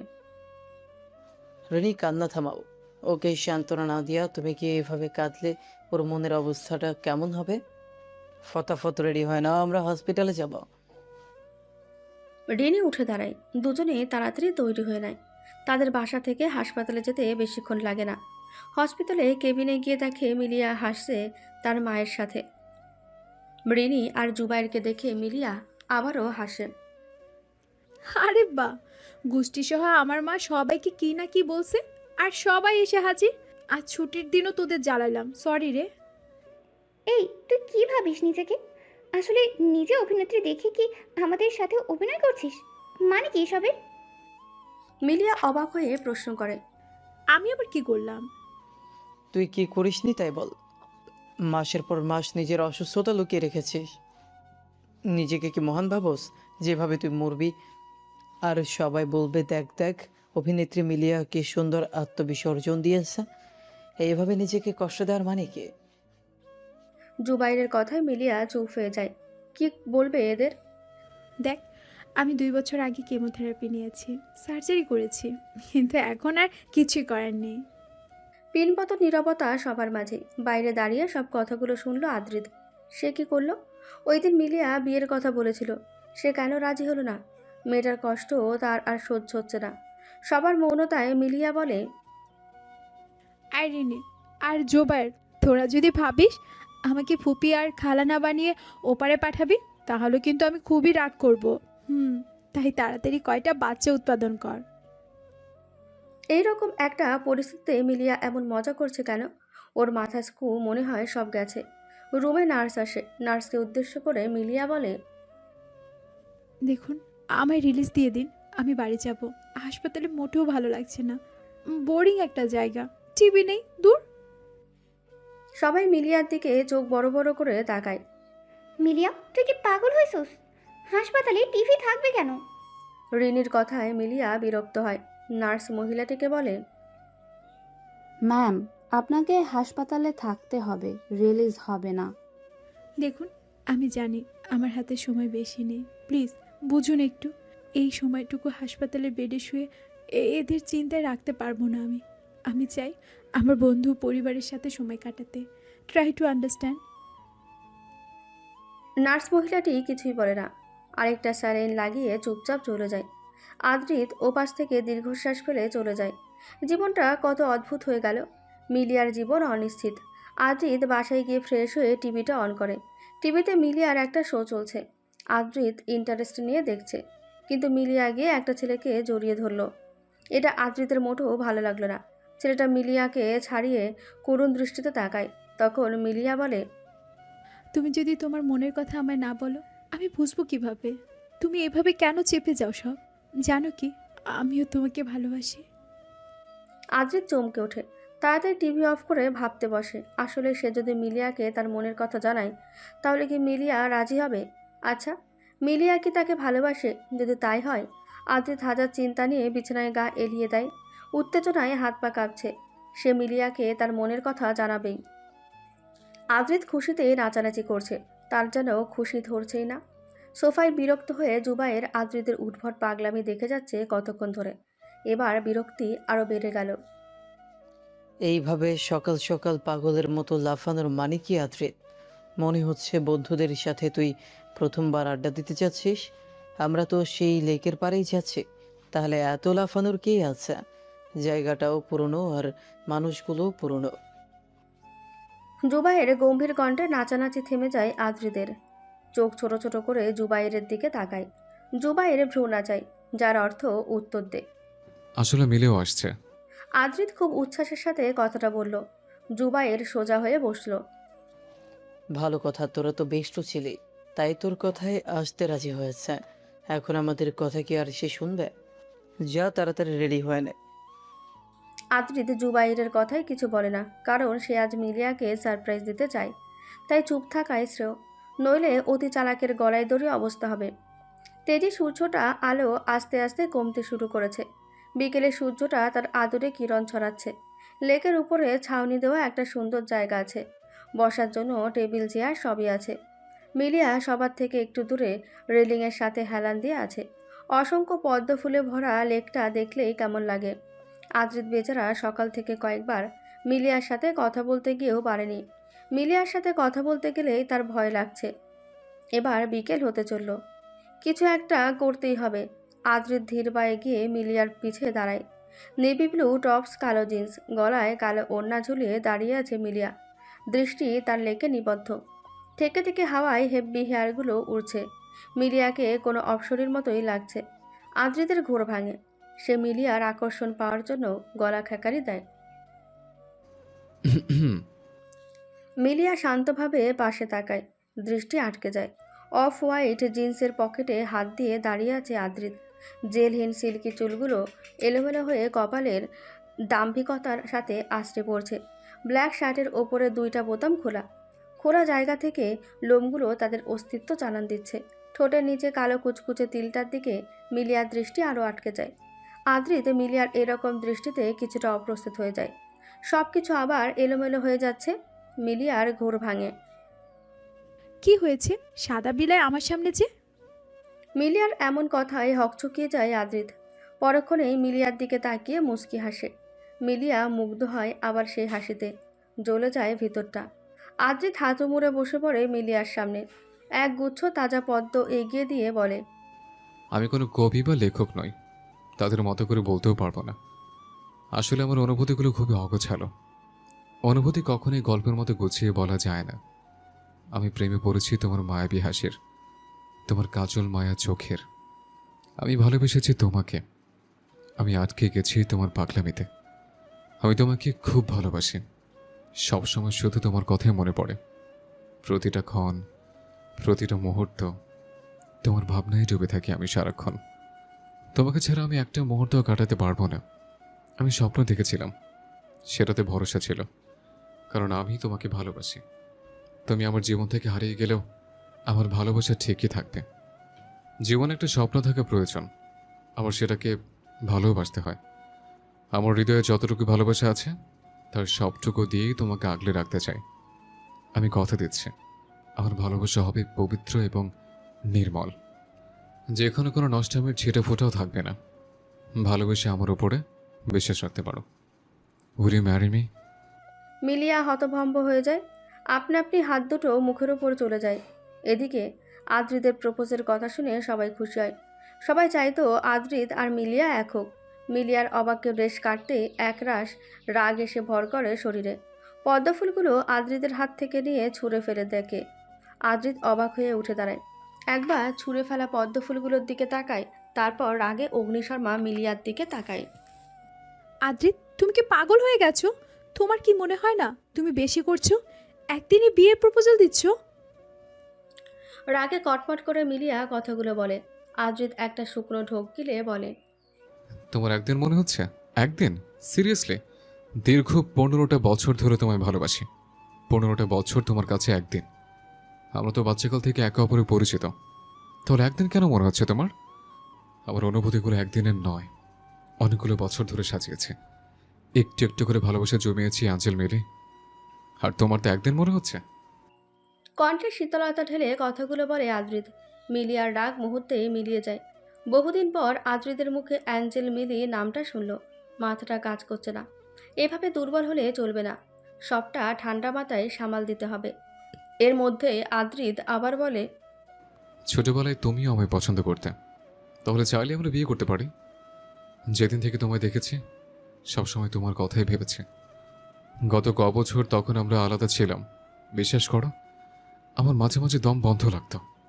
আমি শুধুই সবসময় তোমাকে নিয়ে ভাবি। আমি তোমার কথা ভাবিনি। আর স্কুলের সময়টার কথা বাদ দাও, তখন আমরা খুবই ছোট ছিলাম। তাই তখনকার করা বোকামি করে পাগলামিগুলো নিয়ে এখন পড়ে থেকো না। মেলিয়া নিজেকে সামলে অনেক কষ্টে কথাগুলো বলে। কথাগুলো বলতে তার খুবই কষ্ট হচ্ছে। সে চায় না আদ্রিত হার্ট হোক। আদ্রিত মিলিয়ার দু বাহু ধরে হালকা নাড়া দিয়ে বলে, কিসের জন্য তো ভয় পাচ্ছ? আমার মেমোরি লস ডিজিজে আমি তোমাকে ভুলে যাবো এর জন্য, নাকি তোমার কাছে আর সময় নেই এর জন্য? Speak up damn it. Adrit খুব রাগী স্বরে মিলিয়ার বাহু ঝাঁকিয়ে বলে। মিলিয়া আদ্রিতের এই রূপে থমকে যায়। চোখ দিয়ে আগুনে স্ফুলিঙ্গ ঝরছে। আদ্রিতের রাগে গা কাঁপছে। মিলিয়া এক ঝটকায় আদ্রিতের হাত ছাড়িয়ে নেয়। কান্না করতে করতে চলে যায়। পিছ থেকে আদ্রিত চিল্লিয়ে বলে, I love you so much angel Mili. Milia কথাটা শুনে থামে না আর দৌড়াতে থাকে। এদিকে মিলিয়াকে এভাবে দৌড়াতে দেখে ওদের বন্ধুরা উঠে দাঁড়ায়। তারা ওদের স্পেস দিয়ে চলে এসেছিল অন্য দিকটায়। কিন্তু মিলিয়ার কান্নায় সবাই অবাক হয়ে যায়। রিনি মিলিয়ার পিছন পিছন যায়। ততক্ষণে মিলিয়া একটা রিকশায় উঠে গেছে। সবাই দৌড়ে আদ্রিদের কাছে যায়। আদ্রিত দুই হাতে মুখ রেখে জোরে জোরে নিঃশ্বাস নিচ্ছে। লিমন গিয়ে আদ্রিতকে প্রশ্ন করে, কে রে, ওরা না প্রপোজ করলি, তাহলে কাঁদতে কাঁদতে গেল কেন? কিছু করছিস নাকি? আদ্রিত নিজেকে শান্ত করে একটু আগের সমস্ত ঘটনার পরিপূর্ণ বিবরণ দেয়। সবাই থ হয়ে যায়। এতটা সিনক্রেট হয়ে যাবে তারা ভাবতেও পারেনি। এরপর সবাই মিলে আদ্রিতকে সান্ত্বনা দেয়। সন্ধ্যা হয়ে এসেছে। যে যার বাড়ির পথে যাওয়ার জন্য উদ্যত হয়। আজ বহু বছর পর অনেকক্ষণ আড্ডা দিয়েছে সবাই মিলে। মিলিয়ার কথাগুলো যেন সবার মন খারাপের কারণ। কেন আদ্রিতকে অ্যাকসেপ্ট করলো না? মিলিয়া রিক্সা থেকে নেমেই এক প্রকার দৌড়ে বাড়ির দিকে যাওয়ার জন্য দৌড় দিতে নিলেই রিক্সাওয়ালা বলে, আপা, ভাড়াটা দিবেন না? মিলিয়ার হুঁশ ফিরল। রিক্সাওয়ালার হাতে 100 টাকা গুঁজে দিয়ে আবার দৌড় দেয়। মেন্টর থেকে শুরু বাধাই করা রাস্তা বাড়ি পর্যন্ত। রিক্সাওয়ালা আবারও উচ্চস্বরে বলে, আপা, ভাড়া তো 20 টাকা, আর 80 টাকা নিবেন না? রেখে দেন আপনি। মিলিয়া বাসার সামনে দাঁড়িয়ে পাগলের মতন কলিং বেল চাপতে থাকে। কাজের মেয়ে এসে দরজা খুলে। মিলিয়ার মা একটু অসুস্থ হওয়ায় কাজের লোক রাখা। মিলিয়া হন্তদন্ত হয়ে ধপ করে সোফায় গিয়ে বসে। কাজের মেয়েটা তা মিলিয়ার মাকে জানায় গিয়ে, খালাম্মা, মিলিয়া আপাই কান্তাছে। মেয়ের কান্নার কথা শুনে তৎক্ষণাৎ শোয়া থেকে ওঠেন মিলিয়ার মা। তাড়াতাড়ি মেয়ের কাছে যায় সে। মিলিয়া মাকে দেখে খুব জোরেই বলে, তুমি আদ্রিতকে কেন বলেছো আমার ক্যান্সারের কথা? আমি কাউকে বলতে বলেছি? মিলিয়ার মা মেয়ের দিকে ব্যথাতুর দৃষ্টিতে তাকায়। গিয়ে মেয়ের পাশে বসে মাথায় হাত বোলায়। মিলিয়া মাকে পেয়েই জড়িয়ে ধরে। গুটিসুটি মেরে মায়ের বুকে কান্নারত মুখটা লুকায়। মাও পরম যত্নে তার বাচ্চাকে আগলে নেয়। মনে মনে দুশ্চিন্তা, মেয়েটার মুখে হাসি কবে ফুটবে। আধার সরিয়ে আসে নতুন ভোর। নতুন সকাল আবার মনে করিয়ে দেয় আধারের পর আলো ফুটবেই। জীবনটা হাওয়ায় মিঠাইয়ের মতন। নিয়ন্ত্রণ করতে না পারলেই মিলিয়ে যায়। এক পশলা আলো এসে পড়ে ঘুমন্ত মিলিয়ার উপর। নড়ে চড়ে উঠে বসে সে। গুটি গুটি পায়ে বিছানা থেকে নেমে বারান্দায় চলে যায়। সারা বারান্দায় গাছগুলোতে ফুলে ভরা।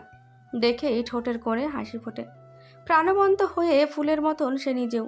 আস্তে আস্তে ফুলগুলো হাত বুলিয়ে দেয় সে। অন্যরকম আবেশে মনটা ছেয়ে যায়। হঠাৎই বিছানার উপরের ফোনটা বেজে ওঠে। মিলিয়ার ফুরফুরে মেজাজটা মুহূর্তেই বিগড়ে যায়। কোন বজ্জাত লোক এই সকাল সকাল তাকে স্মরণ করছে জানতে বড়ই ইচ্ছে হয়। গিয়ে ফোনটা রিসিভ করে কানে নেয়। আসসালামু আলাইকুম, কে বলছেন? ওপাশে চুপ। একরাশ নীরবতা তাকে জেগে ধরেছে। কই, আগে তো এমন হয়নি। এই তো কয়েক বছর আগেও ঘন্টার পর ঘন্টা অডিও কল, ভিডিও কলে আড্ডা দিত। কখনো খিলখিলিয়ে হাসিতে মেতে উঠত, কখনো বা একে অপরের স্বপ্ন দুঃখের কথা নিয়ে গবেষণা করত। ভাবতেই ফোনের অপর পাশ সে মানুষটির মুখে হাসি ফোটে। মিলিয়া কোনো সারা শব্দ না পেয়ে বিরক্ত হয়। এই যে, কে আপনি? ওয়ালাইকুম আসসালাম, আমি আদ্রিত। এবার দুজনের মাঝেই পিনপত নীরবতা। কথা সবাজ ফুরিয়ে গেছে সত্যি। একসময় আশ্চর্য লাগতো কথা ফুরায় কিভাবে, আর সত্যি কথা ফুরিয়ে গেছে। কিছুটা অস্বস্তি বোধ হচ্ছে দুজনের। বহু বছর পর একে অপরের সাথে ফোনে কথা বলে। সে কলেজে উঠে ঝগড়ার পর আর যোগাযোগ হয়নি ফোনে। একরাশ অস্বস্তি নিয়ে মিলিয়ায় প্রশ্ন করে, কোন প্রয়োজনে ফোন করা তা জানিয়ে ধন্য করুন। আদ্রিত নিঃশব্দ হাসে। মেয়েটা আজও বড্ড অভিমানিনী। কথা না পেঁচিয়ে সোজাসুজি বলছে, দেখা করো আমার বাসায়, সময় 30 মিনিট। তোমার সাথে আমার কোনো কথা বলার ইচ্ছে নেই, দেখা তো দূরে থাক। আজ যদি দেখা না করো একদিন খুব আফসোস করবে। কলটা কেটে যায়। মিলিয়া চমকে ফোনের দিকে তাকায়। কিসের আফসোস করবে সে? আচ্ছা, কোনো কি গুরুত্বপূর্ণ কথা যা না শুনলে কি সে পস্তাবে? মিলিয়ার কেমন জানি লাগে। চট করে 10 মিনিটে ফ্রেশ হয়ে রেডি হয়ে যায়। 30 মিনিটের আগেই পৌঁছায় আদ্রিতের বাসায়। আদ্রিত তার অপেক্ষাতেই বসেছিল বাগানের চেয়ার টেবিলের ওপর। মিলিয়া শান্ত পায়ে গিয়ে টেবিলের সামনে দাঁড়ায়। আদ্রিত চোখের ইশারায় বসতে বলে। মিলিয়া চেয়ার টেনে বসে। আদ্রিত হেসে প্রশ্ন করে, আসলে তবে না এসে কি করব? জীবনে আফসোস মিটিয়েই মরতে চাই আমি। কি জন্য ডাকলে বলো? শোনো মিলি, আমাদের জীবনে অনেক অদ্ভুত অনাকাঙ্ক্ষিত ঘটনা থাকে জানো। তোমাদের থেকে না অনেক কিছু লুকিয়েছে, চলো আমার সাথে। আদ্রিত উঠে যায় ঘরের দিকে। মিলিয়া বিনা ব্যয়বাক্যে আদ্রিতের পিছু নেয়। আদ্রিত তাকে একটি রুমের সামনে দাঁড় করায়। ছোট থেকে মিলিয়া এই রুমটা তালাবদ্ধ দেখে, কিন্তু তালায় জং নেই, নতুন তালা। হয়তো রুমটা নিয়মিত খোলা হয়, কিন্তু আজ তালা নেই। আদ্রিত নব ঘুরিয়ে রুমে ঢোকে। মিলিয়াও ঢোকে। সুন্দর করে গোছানো পরিপাটি একটা রুম, কিন্তু দেওয়ালের দিকে চোখ দিতেই মিলিয়ার চক্ষু চড়ক গাছ। একবার আদ্রিতের দিকে, আরেকবার দেওয়ালের দিকে তাকায়। এগুলো কি আদ্র? আদ্রিত পকেটে হাত রেখে পুরো রুমে চোখ বুলিয়ে নেয়। এগুলো নোটস মিলি, জানো কি, তোমার সাথে যত সময় কাটিয়েছে সবই নোটসগুলোতে লেখা। আর ওই ডায়েরিগুলো, ওগুলো সব আমার প্রতিনিয়ত পড়া লাগে, যাতে তোমাদের কাউকে ভুলে না যায়। জানো, মায়ের মতো আমার মেমোরিয়ালস ডিজিজটা মাথা ছাড়া দিয়ে উঠেছে। সবই হুটহাট ভুলে যায়। আমি আমার সর্বোচ্চটা দিয়ে চেষ্টা করি সব মনে রাখার, কিন্তু নিয়তিকা তা বোঝে। তোমার মতো আমার হাতে হয়তো আর বেশি সময় নেই। কয়েক বছর পর আমিও সবটা ভুলে যাব। তাই তো এত বছর পর আমি তোমার জন্মদিনে কেকটা পাঠিয়েছি, কারণ আমি জানি পরের বছর হয়তো তোমায় আমি মনেই রাখতে পারবো না। আফসোসের সাথে শেষ কথাটা বলে মাথা নিচু করে আদ্রিত। মিলিয়ার মনে পড়ে স্কুলের সেই দিনের কথা। আদ্রিত তাকে বলেছিল আদ্রিতের মা এলজাইমার রোগের জন্য আদ্রিতকেই ভুলে গেছে। এইসব ভেবে মিলিয়ার মনে বিষাদের ছায়া নেমে আসে। সে চলে যেতে চায়। আদ্রিত পেছন থেকে ঠেকছে বলে, আমরা কেন এক হতে পারবো না? তুমি বারবার রিজেক্ট করে দিলে। আমি বারবার তোমাকে প্রপোজ করে যাব, কারণ তোমার রিজেকশনগুলো একসময় আমার আর মনে থাকবে না। আদ্রিত হাসি হাসি মুখে কথাগুলো বললেও ভেতরে তোলপাড় চলছে। মিলিয়া তখন বলে, আসলে আমি আর তোমাকে কষ্ট দিতে চাই না। তুমি তোমার জীবনে অনেক কষ্ট পেয়েছো। তা থেকে একসময় আমি ভুলে যাব কষ্টকে জিনিস। তাই তুমি এসব নিয়ে আর চিন্তা করো না please. I really love you angel. Sorry Adrit. Milia আবারও আদ্রিতকে রিজেক্ট করে দিয়ে চলে যায়। আদ্রিত মিলিয়ার যাওয়ার দিকে তাকিয়ে থাকে অসহায় চোখে। বাসায় আসার পর মিলিয়ার মা তাকে বোঝাচ্ছে, মিলিয়া, তুমি আদ্রিতকে কেন বারবার ফিরিয়ে দাও? ওকে একসেপ্ট করছো না কেন? ভালো তো নিজেও বাসো, তাহলে কেন ফেরাও? বাবার মৃত্যুর পর তোমার সাথে আমি ছিলাম। আমার মৃত্যুর পর আদ্রিতের সাথে কে থাকবে মা? সে তো একা হয়ে যাবে। সে কি এই কষ্ট সহ্য করতে পারবে? মিলিয়ার কথাগুলো তার মায়ের কলিজায় আঘাত করে। মিলিয়া জলে টইটুম্বুর চোখ দুটো তুলে মায়ের দিকে তাকায়। মিলিয়ার মা তাকে সান্ত্বনা দিয়ে বলে, দেখো মা, তুমি অসুস্থ হওয়ার আগে থেকেও ও পছন্দ করত। আর আদ্রবাবু তো একা থাকায় অভ্যস্ত, হোক সেটা অল্প কিছু দিনের জন্য। তবুও তোমাদের এক হওয়া উচিত, তাহলে তোমাদের আর কোনো অপূর্ণতাই থাকবে না। মিলিয়া মায়ের কথা শুনে কান্নায় ভেঙে পড়ে। সে কি করবে কিছুই মাথায় আসছে না। কারণ কিছু বছর আগে সে যখন কলেজে, তখন আদ্রিতকে প্রপোজ করেছিল। আদ্রিতও তাকে রিজেক্ট করে দিয়েছিল, কারণ আদ্রিত চায়নি সে মিলিয়াকে যখন ভুলে যাবে তখন মিলিয়া কষ্ট পাবে বা একদম একা হয়ে যাবে। এরপর থেকে আদ্রিত আর মিলিয়ার মাঝে যোগাযোগ বন্ধ ছিল। এত বছর পর তাই মিলিয়াও সেটাই চাইছে, যাতে আদ্রিত তাকে পেয়েও হারিয়ে ফেলে, একা না হয়ে যাক। আদ্রিতের কষ্ট তার সহ্য হবে না, কিন্তু এখনও সে আদ্রিতকে কষ্ট ছাড়া কিছুই দিচ্ছে না। কেটে যায় কয়েকটা দিন। আদ্রিতের জোরাজোরিতে মিলিয়া আবারও তার সাথে দেখা করে। আদ্রিত তাকে বলে, দেখো মিলিয়া, আমার জায়গায় তুমি হলে কি করতে? কাকে মনে রাখতে চাইবে? নিশ্চয়ই তাকে যে তোমাকে সবচেয়ে বেশি ভালোবাসে তাকে মনে রাখতে চাইবে। আমিও সেটাই চাই, আমি তোমাকে মনে রাখতে চাই। আদ্রিদের এই কথার পরেও মিলিয়া মানা করে দেয়। আদ্রিত, আমার পক্ষে তোমাকে বিয়ে করা সম্ভব নয়। আদ্রিত এবার খুব কষ্ট পায়। মিলিয়াকে বলে, দেখো মিলি, আমি প্রতিনিয়ত আমার স্মৃতি হারিয়ে ফেলছি, আর তুমি হারিয়ে ফেলছো তোমার লাইফ। কিন্তু তাতে কি, লোকজন একসাথে অনেকগুলো বছর থেকেও খুশি থাকতে পারে না, তাই তারা স্মরণীয় হওয়ার মতো কোনো স্মৃতি খুঁজে পায় না। কিন্তু এখন আমাদের কাছে সময় আছে। আমি অনেক বছর চাই না, তোমার সাথে অল্প কিছুদিন হলেও আমি খুশি, কারণ সময় তো নিজের গতিতে বয়েছে। শুধু থেকেছে স্মরণীয় হওয়ার মতো কিছু সুন্দর মুহূর্ত। মিলিয়া আর কোনো কথা বলতে পারে না, শুধু শক্ত করে আদ্রিতকে জড়িয়ে ধরে। কিছুদিনের জন্য হলেও এক হলে ক্ষতি কি? কমিউনিটি সেন্টারের গেটের সামনে বড় বড় করে লেখা আদ্রিত আর মিলিয়া, নাম দুটো জলজল করছে। মিলিয়া আদ্রিতের ভালোবাসার কাছে নিজেকে হার মানায় শেষমেশ। আদ্রিতের মুখে ছিল সেদিন তৃপ্তির হাসি। আসলে কত বছরের ভালোবাসা পূর্ণতা পেল তবে।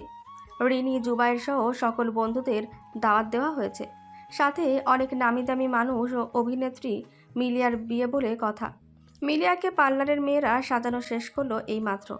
সবাই তার রূপের প্রশংসায় পঞ্চমুখ। মিলিয়া নিজেও নিজেকে আয়নায় দেখে বিমোহিত হচ্ছে বারবার। আসলে কি এটা সে নিজেই নিজের প্রেমে পড়ে যাচ্ছে বারবার। কিছুক্ষণ পরেই মিলিয়াকে নিয়ে আদ্রিদের পাশে বসানো হয়। আদ্রিতকে পাঞ্জাবিতে অনেক সুদর্শন লাগছে। মিলিয়া মুগ্ধ চোখে তাকে দেখছে। আজ থেকে এই মানুষটি তার, নিয়তি তার ভালোবাসাকে তার করে দিয়েছে। কিন্তু কতদিনের জন্য? হয়তো কয়েকটা দিন বা কয়েকটা মাসের জন্যই আদ্রিত তার। আদ্রিতকে সে একা ফেলে যাবে ভাবতেই কান্না পাচ্ছে। আচ্ছা, বিয়েটা না করলে হয় না? মিলিয়ার উদ্ভট ভাবনার মাঝেই তাকে কবুল বলতে বলা হলো। সে কিছুক্ষণ চুপ থেকে 3 কবুল বলে দিল। এরপর আদ্রিতও বলে দিল।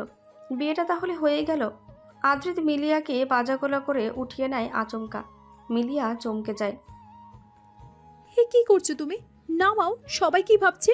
এই বিয়ে থেকে জামাই বউ এভাবে দৌড়াচ্ছে, কি ভাবছে? নামাও। আদ্রিত নামালো না।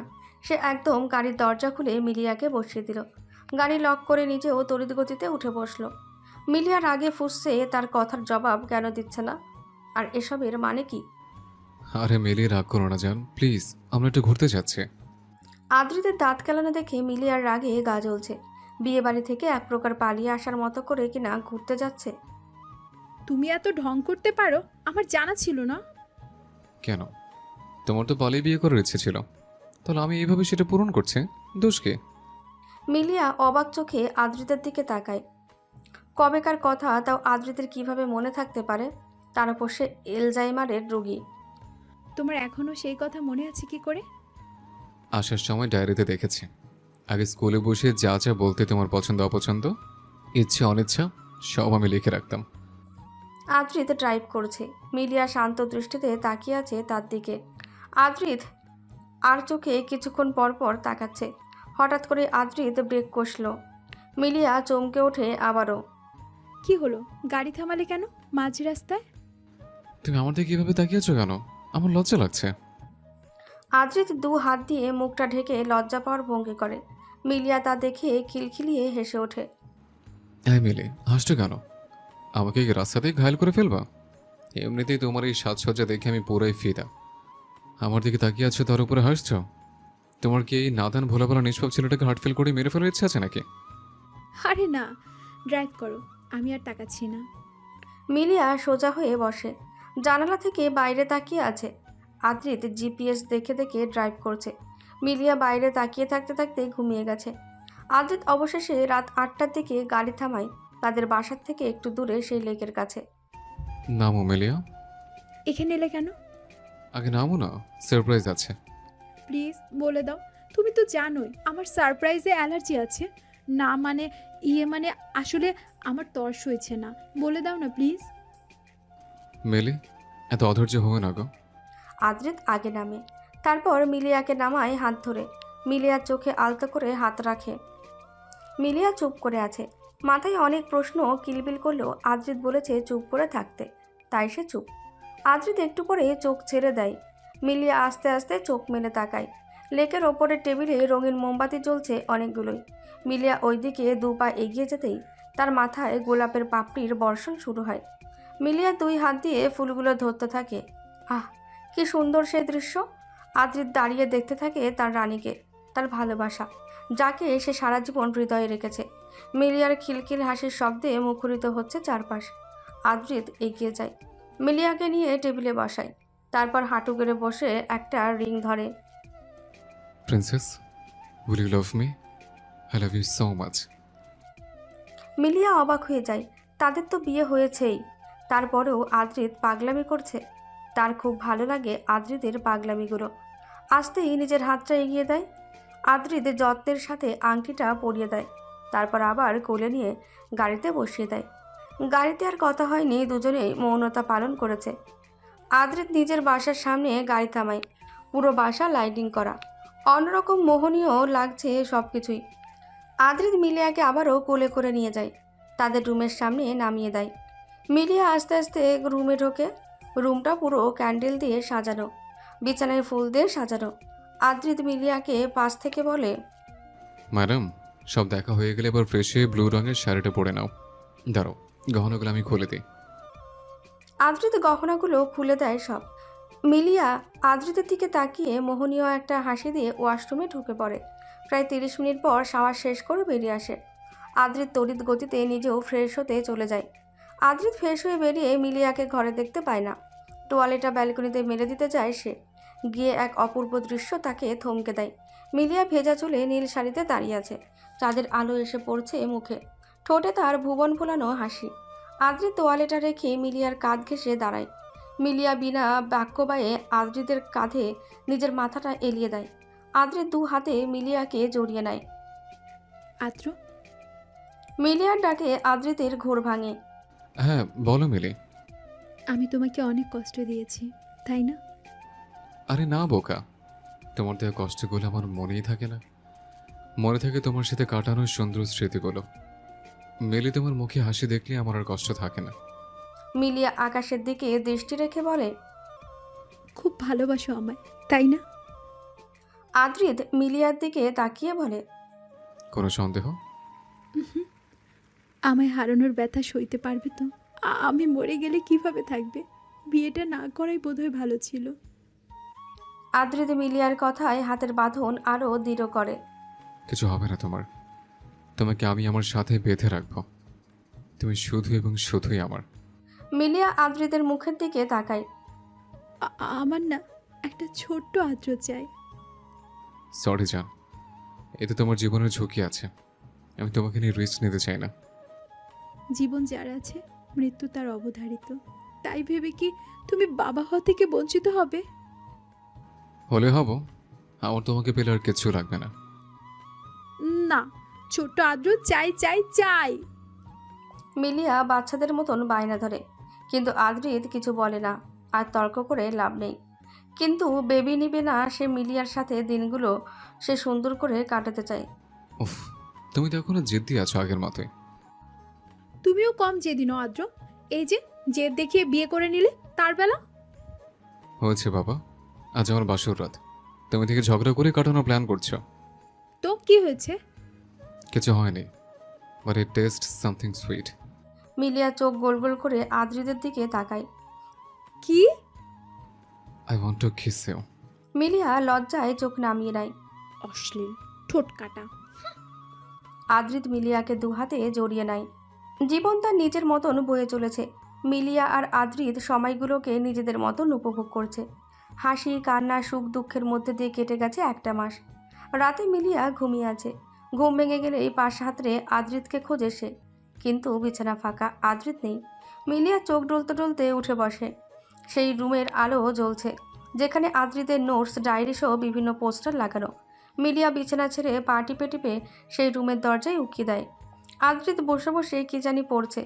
মিলিয়া আস্তে করে রুমে ঢোকে, খুব সাবধানে আদ্রিতের পেছনে গিয়ে দাঁড়ায়।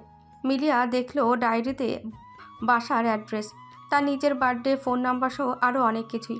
মিলিয়া আদ্রিতের কাঁধে হাত রাখে। আদ্রিত হকচকিয়ে ঘুরে তাকায়, মেয়েকে একটা হাসি দিয়ে বলে, তুমি এত রাতে কি করছো এখানে? কষ্ট হচ্ছে? হসপিটালে নেব?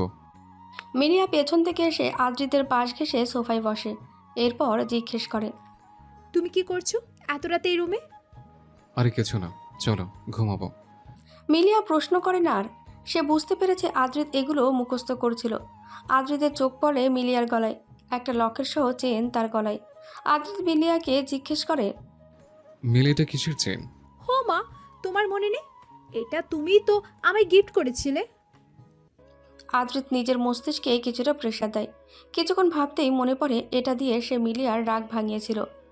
ও হ্যাঁ, এটা দিয়ে তো আমার রাগানের রাগ ভাঙিয়েছিলাম। উফ, কর, কত অদ্ভুত নাম দিবা আমায়। ভালোবেসে তোমায় হাজারো নামে ডাকবো, তুমি কি রাগ করবে? মিলিয়া কথা বলে না।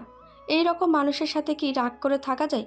সকালবেলা আদ্রিত আর মিলিয়া মিলে নিজেদের ছোট ফুলের বাগানের যত্ন নিচ্ছিল। আদ্রিত আবারও মিলিয়াকে চেনটা নিয়ে জিজ্ঞাসা করে। মিলিয়া বুঝতে পারছে আদ্রিতের কন্ডিশন দিন দিনই খারাপ হচ্ছে। সে আজকাল সেগুলোই মনে রাখতে পারছে যা প্রতিদিন রাতে মুখস্থ করে। মিলিয়া দীর্ঘশ্বাসে নিজের মধ্যে চাপা দিতেই রাতের মতন করে চেনটার কথা বলে। আদ্রিতের আবারও মনে পড়ে সব। আকাশটা মুহূর্তেই কালো মেঘে ঢেকে যায়। বৃষ্টি শুরু হয়। আদ্রিত আর মিলিয়া দৌড়ে বাড়িতে ঢোকে। আর একটু হলেই ভিজে যেত। দুজনেই ব্যালকনিতে বসে পড়ে বৃষ্টি দেখতে। মিলিয়া বলে, আগে আমার বৃষ্টি কখনোই ভালো লাগতো না, কিন্তু এখন ভালো লাগতে শুরু করেছে। বৃষ্টি হচ্ছে আমাদের হৃদয়ের গভীরতার মতো, আর আমাদের হৃদয়টা হচ্ছে একটা ইউনিভার্সের মতো। এই হৃদয় আমরা কত কিছুই একসাথে সামলে রাখি। আদ্রিত মিলিয়ার কথা শুনে বলে, আচ্ছা, আমাদের ইমোশন আর মেমোরিগুলো কি আমরা কি আলাদা করতে পারবো? কারণ মেমোরিগুলো তো আমি আস্তে আস্তে ভুলে যাব, তেমন ইমোশনগুলো যদি থেকে যায় তাহলে সেটাই হবে আমার বড় পাওয়া। মিলিয়া আদ্রিতকে বুঝিয়ে বলে, ইমোশনগুলো অবশ্যই থেকে যাবে, কারণ ইমোশন থাকে হৃদয়, মস্তিষ্কে নয়। মিলিয়া আদ্রিতের কাঁধে মাথা রাখে। আদ্রিত উঠে রুমে যায়। মিলিয়া চুপি চুপি আদ্রিতের ডায়েরি পড়ছে। প্রথমেই দেখতে পায় আদ্রিতের পছন্দের খাবার আইসক্রিম। মিলিয়ার আইসক্রিম খাওয়ার প্রচুর ইচ্ছে হয়। স্কুলের দিনগুলোতে তারা একসাথে কত আইসক্রিম খেয়েছে। হঠাৎই বাসার কলিং বেল বেজে ওঠে। মিলিয়া বিরক্ত মুখে গিয়ে দরজা খোলে, কিন্তু দরজা খুলতেই বিরক্তি উবে যায়। রিনি আর জুবাইরকে দেখে মুখে হাসি ফুটে ওঠে। দুজনেই একসাথে মিলিয়াকে জড়িয়ে ধরে। আদ্রিত এসে দেখে রিনি আর জুবাইর মিলিয়ার সাথে চিপকে আছে।